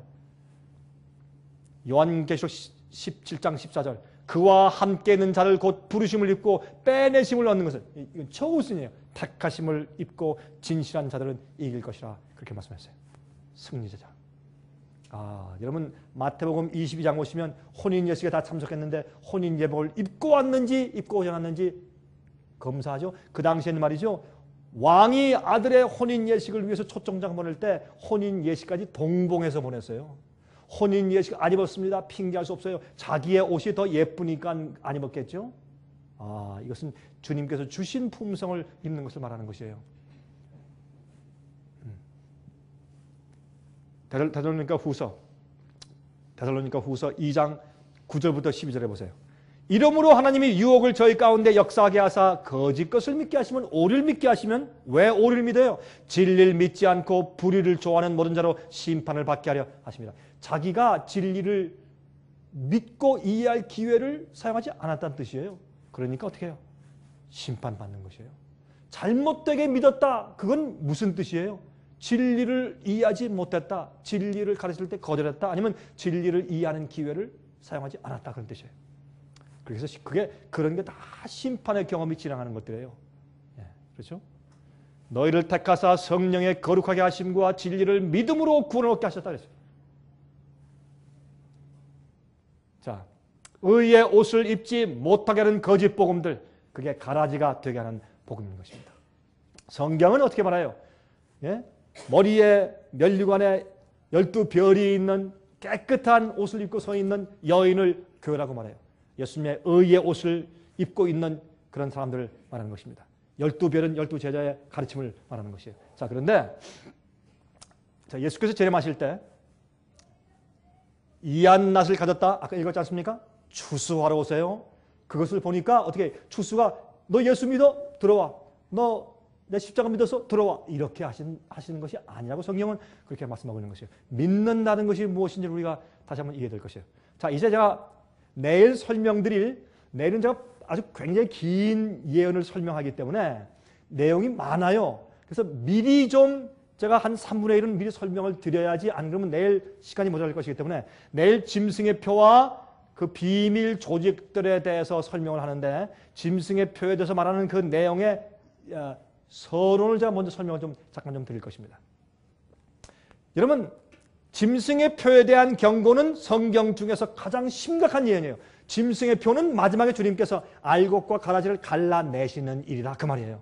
짐승의 표, 이게 뭡니까? 마지막 시대에 다 믿는다고 살고 있지만 지금 우리가 읽은 모든 말씀이 뭐예요? 믿는 자들을 갈라내시는 말씀 아니에요? 믿지 않고 거절한 자들은 이미 심판에 들어가는 것이에요. 그러므로 주님께서 누구를 갈라내시느냐? 하나님의 인을 받은 자들과 짐승의 표를 받은 자들을 주님께서 갈라내시고 알곡과 가라지를 갈라내시는데 가라지는 다 짐승의 표를 받을 것이고 알곡들은 하나님의 인을 받게 될 것이라 그 말이에요. 그래서 제가 짐승의 표에 대해서 설명을 드리는 것이에요. 짐승의 표, 무섭다 그렇게 말씀드리는 것이 아니라 그래서 그걸 왜 주의해야 되는지 짐승의 표가 말하는 이슈가 무엇인가를 이해하면 내가 올바른 길에 가고 있나 진리를 똑바로 알고 있나 그것이 테스트된다 그 말이에요. 자, 이것은 성경 예언 가운데 가장 심각한 예언이에요. 왜요? 너 짐승의 표에 받아?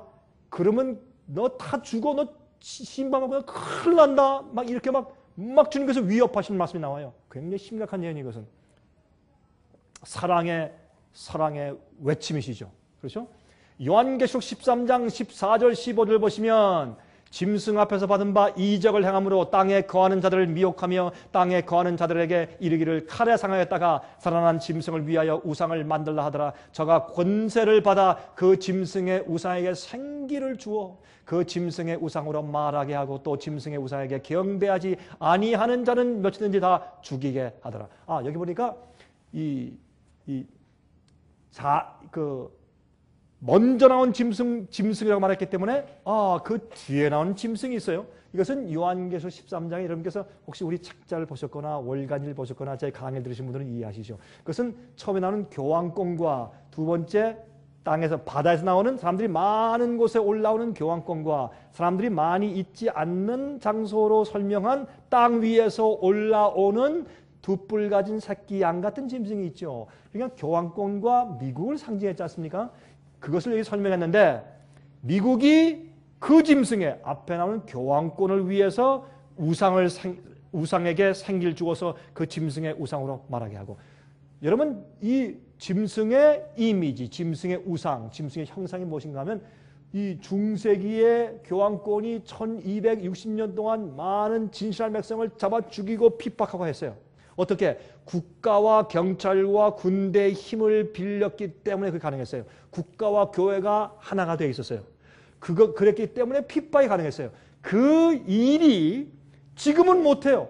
민주주의 사회이기 때문에 그게 안 돼요.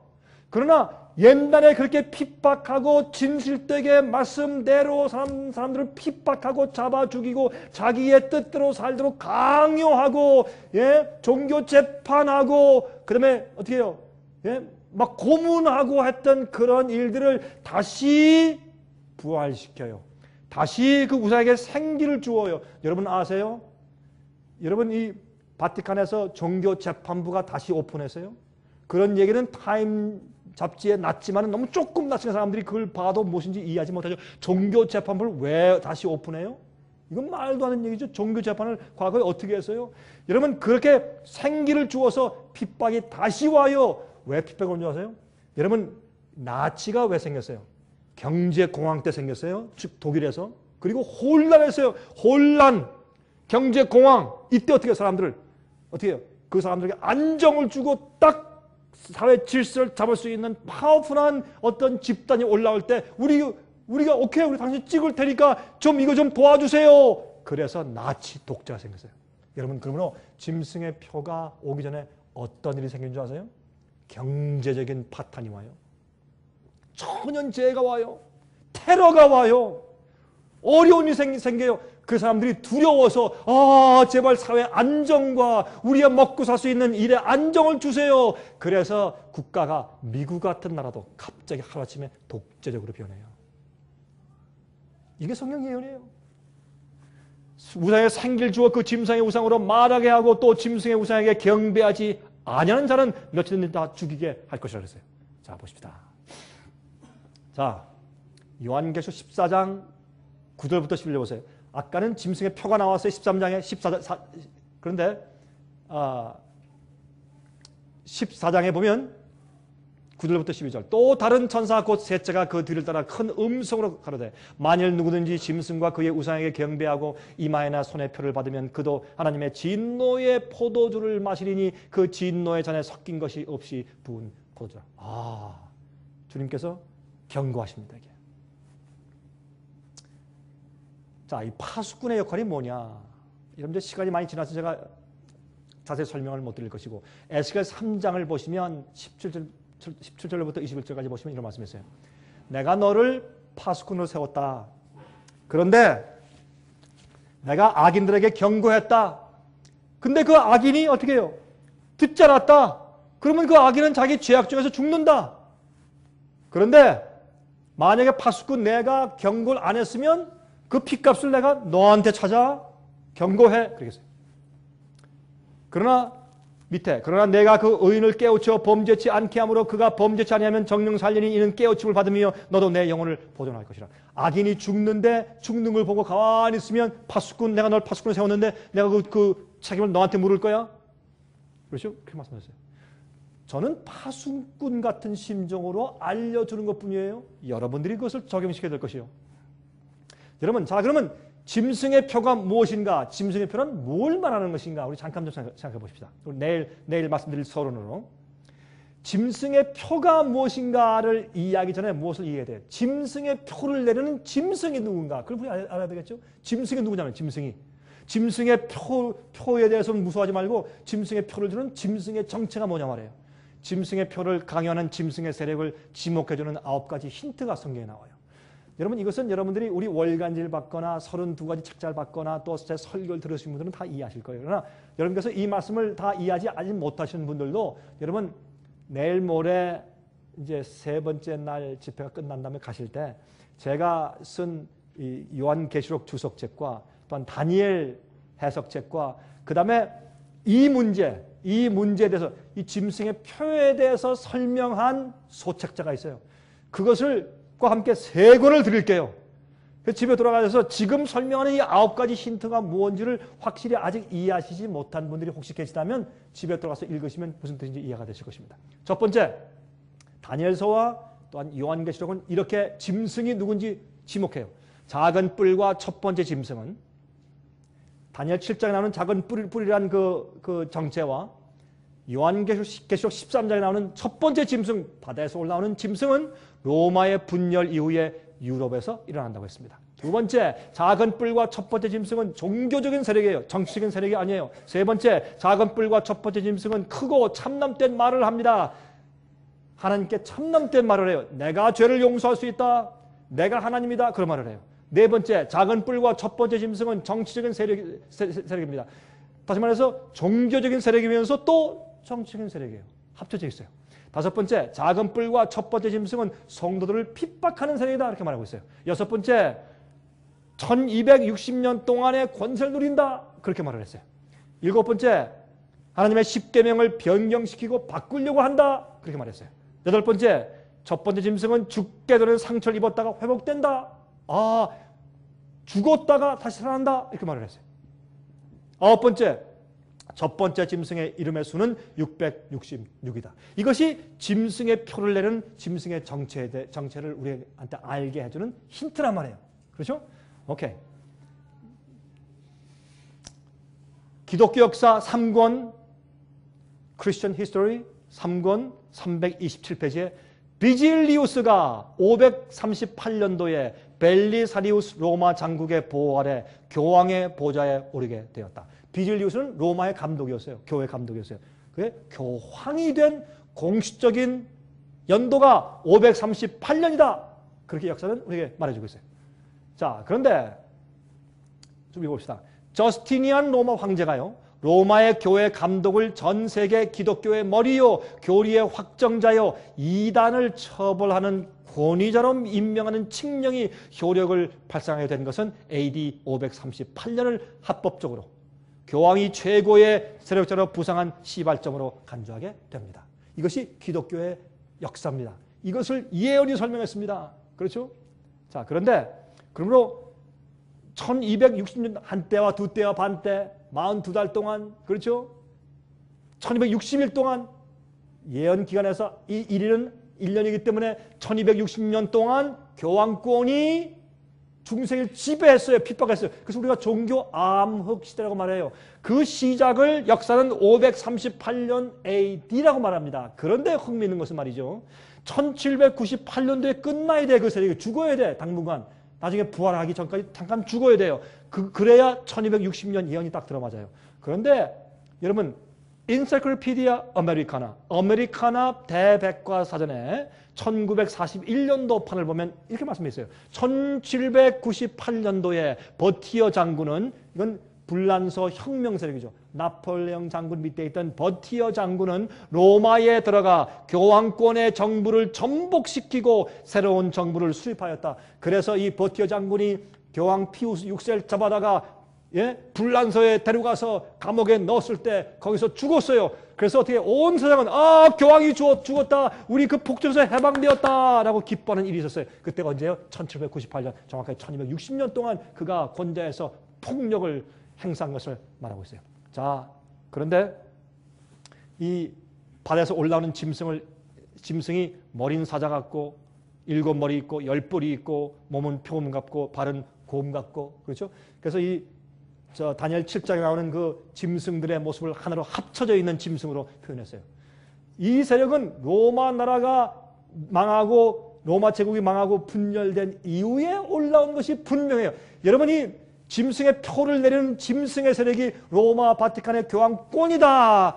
이 이외에 다른 해석이 절대 불가능해요. 여러분 아무리 해석해 보세요. 이 9가지 조건이 다 맞아야지만 되기 때문에 교황권에만 그것이 적용돼요.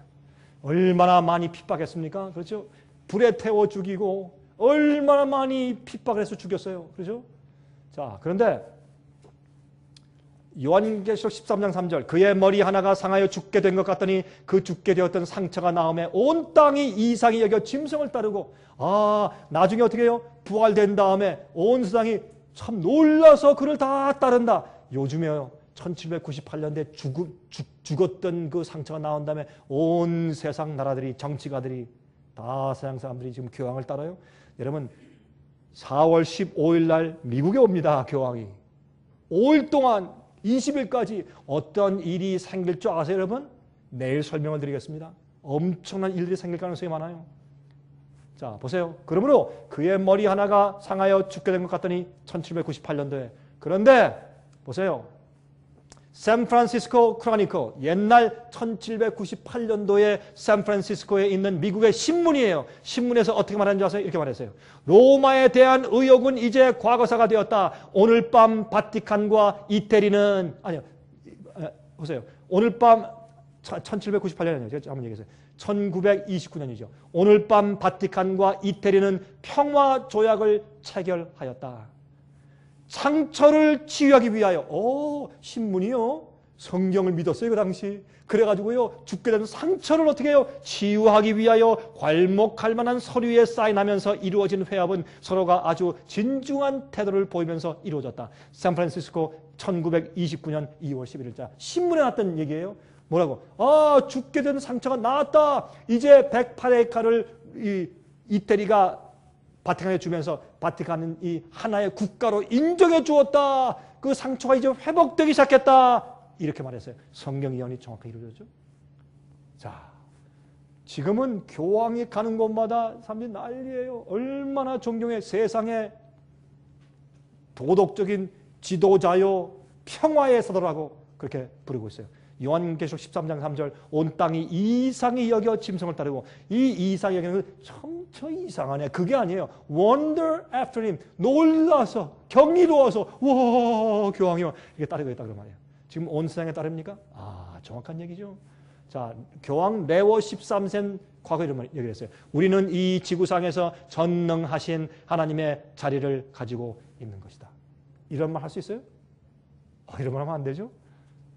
자,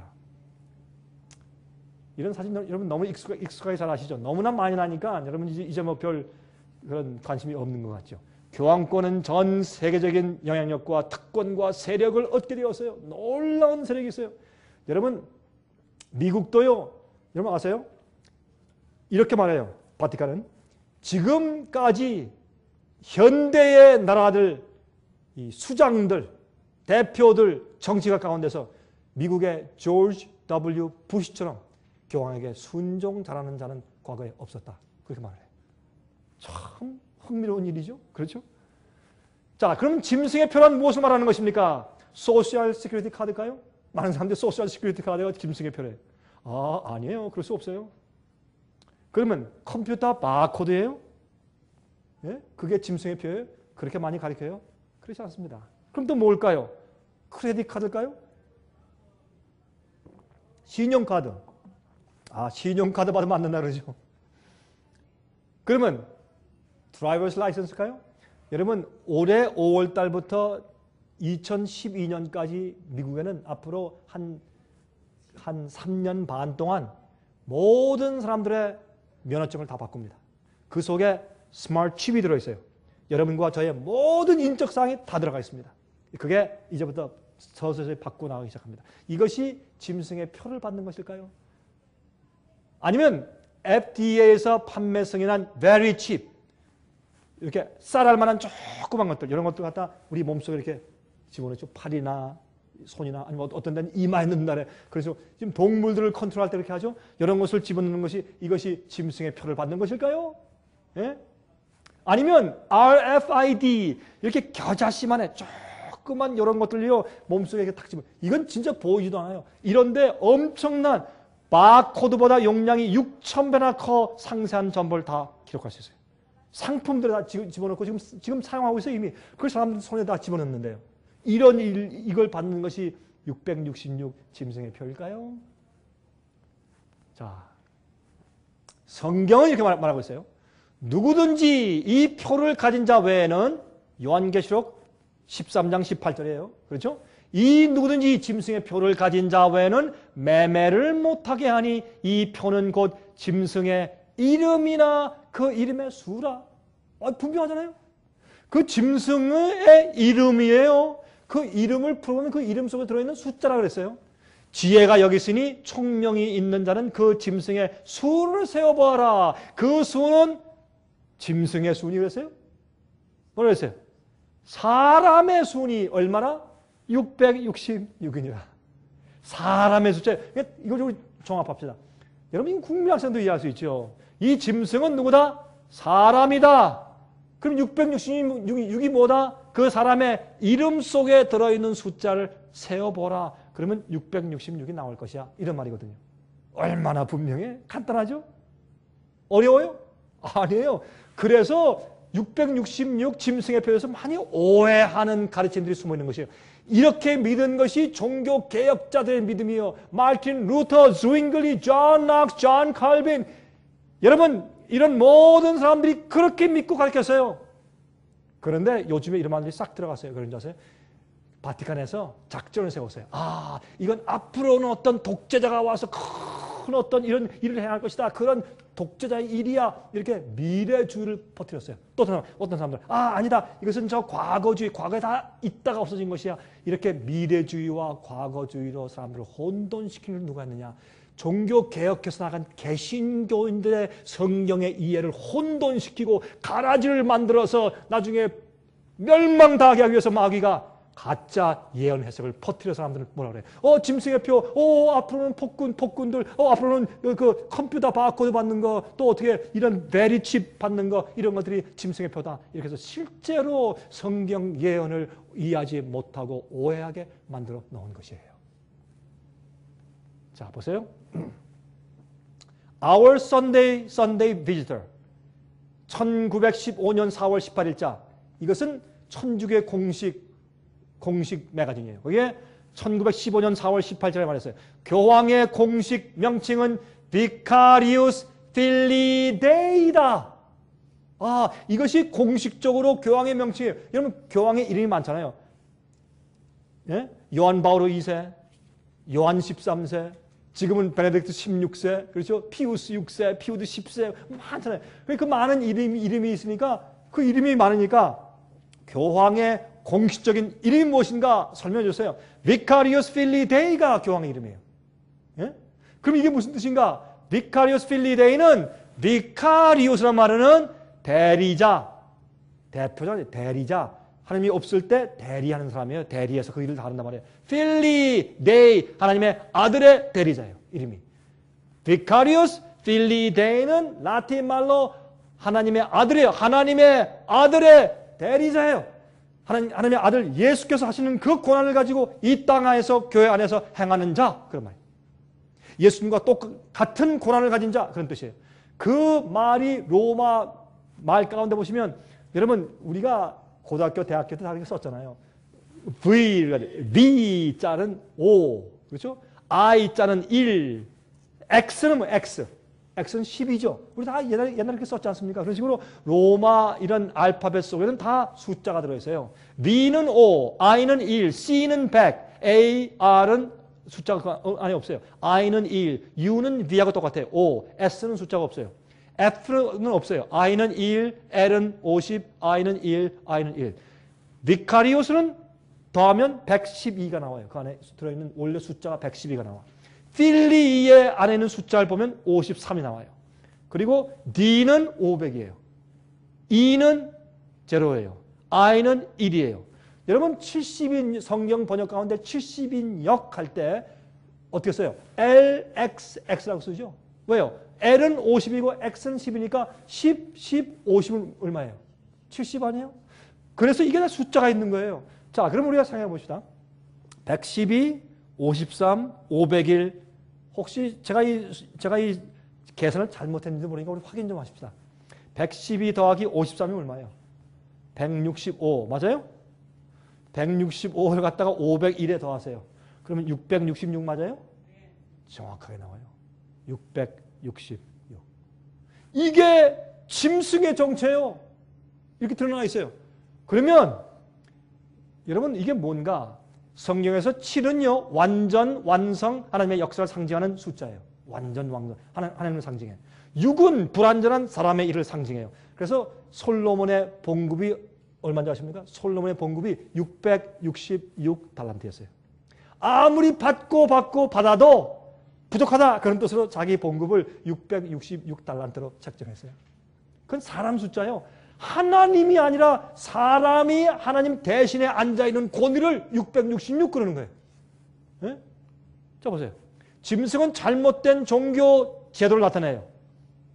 짐승의 잘못된 종교 제도. 그리스도의 권위를 대체한 인간의 권위, 하나님의 말씀을 대체한 인간의 전통, 하나님의 계명을 대체한 인간이 만든 법, 하나님의 예배하는 날을 바꾼 인간의 권위 666입니다. 그래서 두 무리 알곡과 가라지가 마지막에 드러나요. 저가 모든 자 곧 작은 자나 큰 자나 부한 자나 빈궁한 자나 자유한 자나 종들로 그 오른손이나 이마에 표를 받게 하고 이 표를 가진 자 외에는 매매를 못하게 하니 이 표는 곧 짐승의 이름이나 그 이름의 숫자라. 그러면 이 짐승의 세력이 우리에게 베풀 짐승의 표가 뭐냐 말이에요. 그래서 내일 공부할 것이에요. 여러분 내일 제가 설명하는 것은 너무 깨끗해 쉬워. 어렵게 설명할 필요가 없어요. 여러분 한번 들어보세요. 이 표를 가지지 못해요? 여러분 사고 팔고 못해요. 여러분 부동산 사고 팔고 시장도 못 가세요. 여러분 배추 한 포기 못 사요? 못 사요 앞으로. 이거 안 받으면. 아이 목사님 미국 같은 나라에 어떻게 그런 일이 있었어요? 깜짝 놀랄 것입니다. 심판이 올 때 사람들이 다 잘 사는 것처럼 느낄 때 소돔 고모라에 하루아침에 어떻게 해요? 불이 내려갔어요. 노아 홍수 때 사람들이 안 믿고 조롱할 때 하루아침에 비가 내려갔어요. 마지막 위기 하루아침에. 여러분 기억하셔야 돼요. 여기 보세요. 계시록 14장 이제 끝내겠습니다. 계시록 14장 1절부터 5절까지 있는 말씀 가운데 보세요. 또 내가 보니 보라 어린 양이 시온산에 섰고 그와 함께 14만 4천이 섰는데 그 이마에 어린 양의 이름과 그 아버지의 이름을 쓴 것이 있도다. 여러분 우리가 짐승의 표만 얘기해요. 사람들이 왜 두려우니까. 그러나 우리가 무엇에 더 관심이 있어야 되는가? 하나님의 인애에 더 관심이 있어야 돼요. 하나님의 이름은 뭐예요? 하나님의 아버지와 어린 양의 이름이 그 이마에 기록되어 있어요. 이마 인침받아. 이 경험을 할 때요. 짐승의 표 받잖아야지 이럴 때가 아니라 하나님의 인을 받으면 자연히 어떻게 해요? 짐승의 표를 안 받아요. 진리를 아니까. 예수님의 형상을 담고 있으니까. 이게 얼마나 중요한지 몰라요. 여러분들요. 마귀는요. 이 중요한 것을 이해하지 못하게 해서 어떻게 하는지 아세요? 예? 오류를 가르쳐서 이것을 이해하지 못하게 딱 켜놓고 거짓 평을 가지게 하고 또 두 번째 뭔지 아세요? 여러분 바쁘게 만들어. 여러분 바쁘세요? 바쁘시지 않는 분들은 참 행복하신 분들이에요. 바쁘게 만들어가지고 어떻게 정신없어. 야, 여러분 전 여러 도시를 다녀보지만 이 워싱턴 DC처럼 이렇게 교통이 이렇게 복잡한 데가 또 어디 있나 그런 생각이 들어가요. 전 유럽이고 뭐 남미고 뭐 전 안 가보는 데가 없는 사람인데 워싱턴 DC가 트래픽 잼에서는 아마 2등가라면 서로 할 것 같아. 오고 아침이고 저녁에 왜 그렇게 차들이 밀려요 정말. 그렇죠? 꽉꽉 밀려. 이런 로컬 길까지 다 꽉꽉 밀려. 그러니 여러분들 얼마나 살기가 힘드세요. 그리고 얼마나 바쁘세요. 바쁘게 돌아다 보니까 마음을 못 이루되 어떻게 해요? 육신이 약해서 할 수가 없어요. 성경 말씀 연구하고 이거 다 공부하고 싶고 다 알고 싶은데 어떻게 해요? 예? 눈이 감겨서 할 수가 없어요. 피곤해서 할 수가 없어. 하려고 애를 써도 자꾸 머리가 피곤하고 눈이 감겨서 할 수가 없어요. 여러분 솔직히 그래야 안 그래요?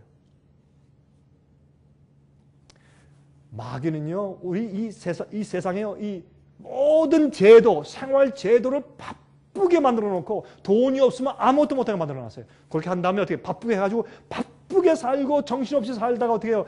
내가 하늘 가는 일을 먼저 하고 그 나라와 그 일을 먼저 구하는 것을 내가 알지만 할 수가 없어.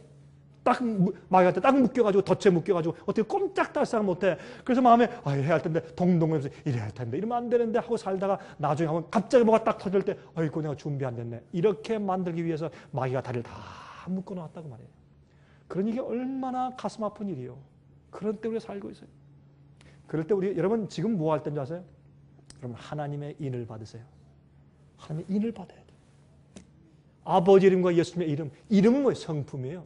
성령의 이름은 성품을 말하는 것이 예수님의 성품이 우리 속에 있어야 돼요. 그게 무엇일까요?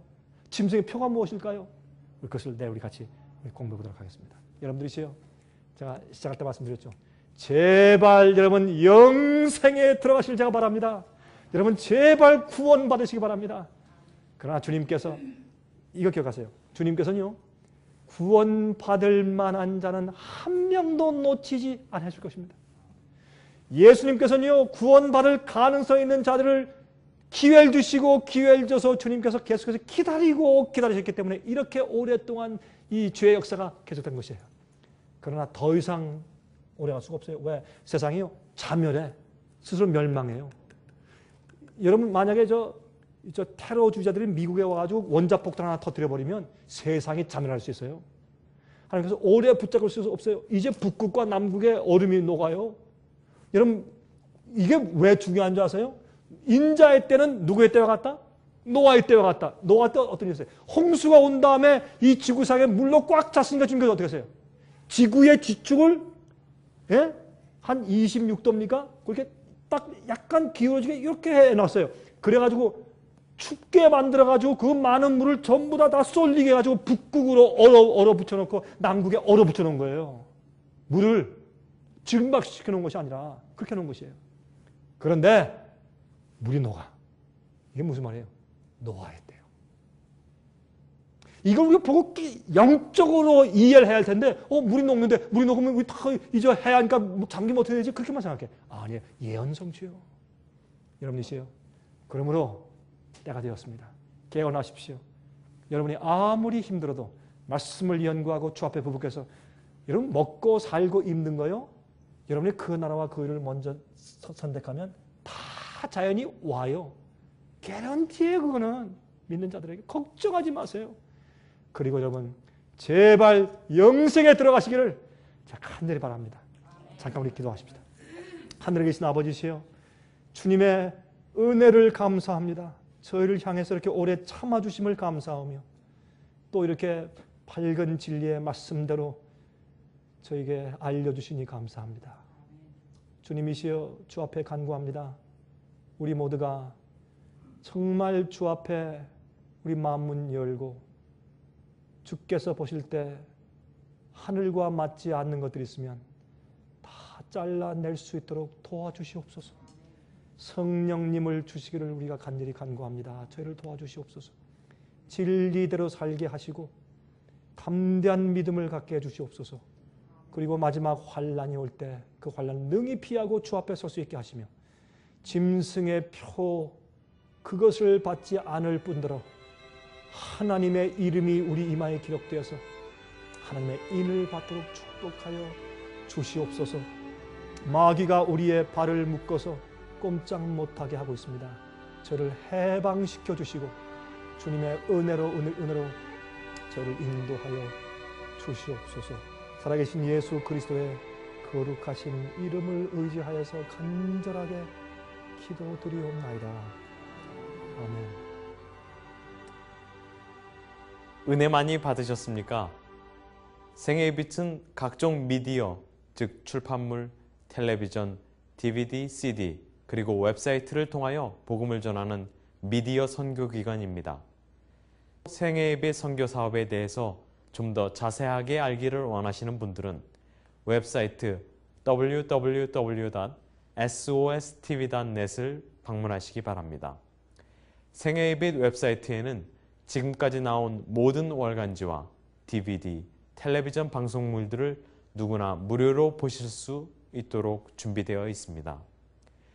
원하시는 책자나 테이프 있으시면 무료 전화 1-877-704-1004, 1-877-704-1004, 1004번으로 신청하여 주시기 바랍니다. 미국 동부 시간으로 월요일부터 금요일까지 9시에서 5시 사이에 전화해 주시기 바랍니다. 그럼 다음 시간까지 안녕히 계십시오.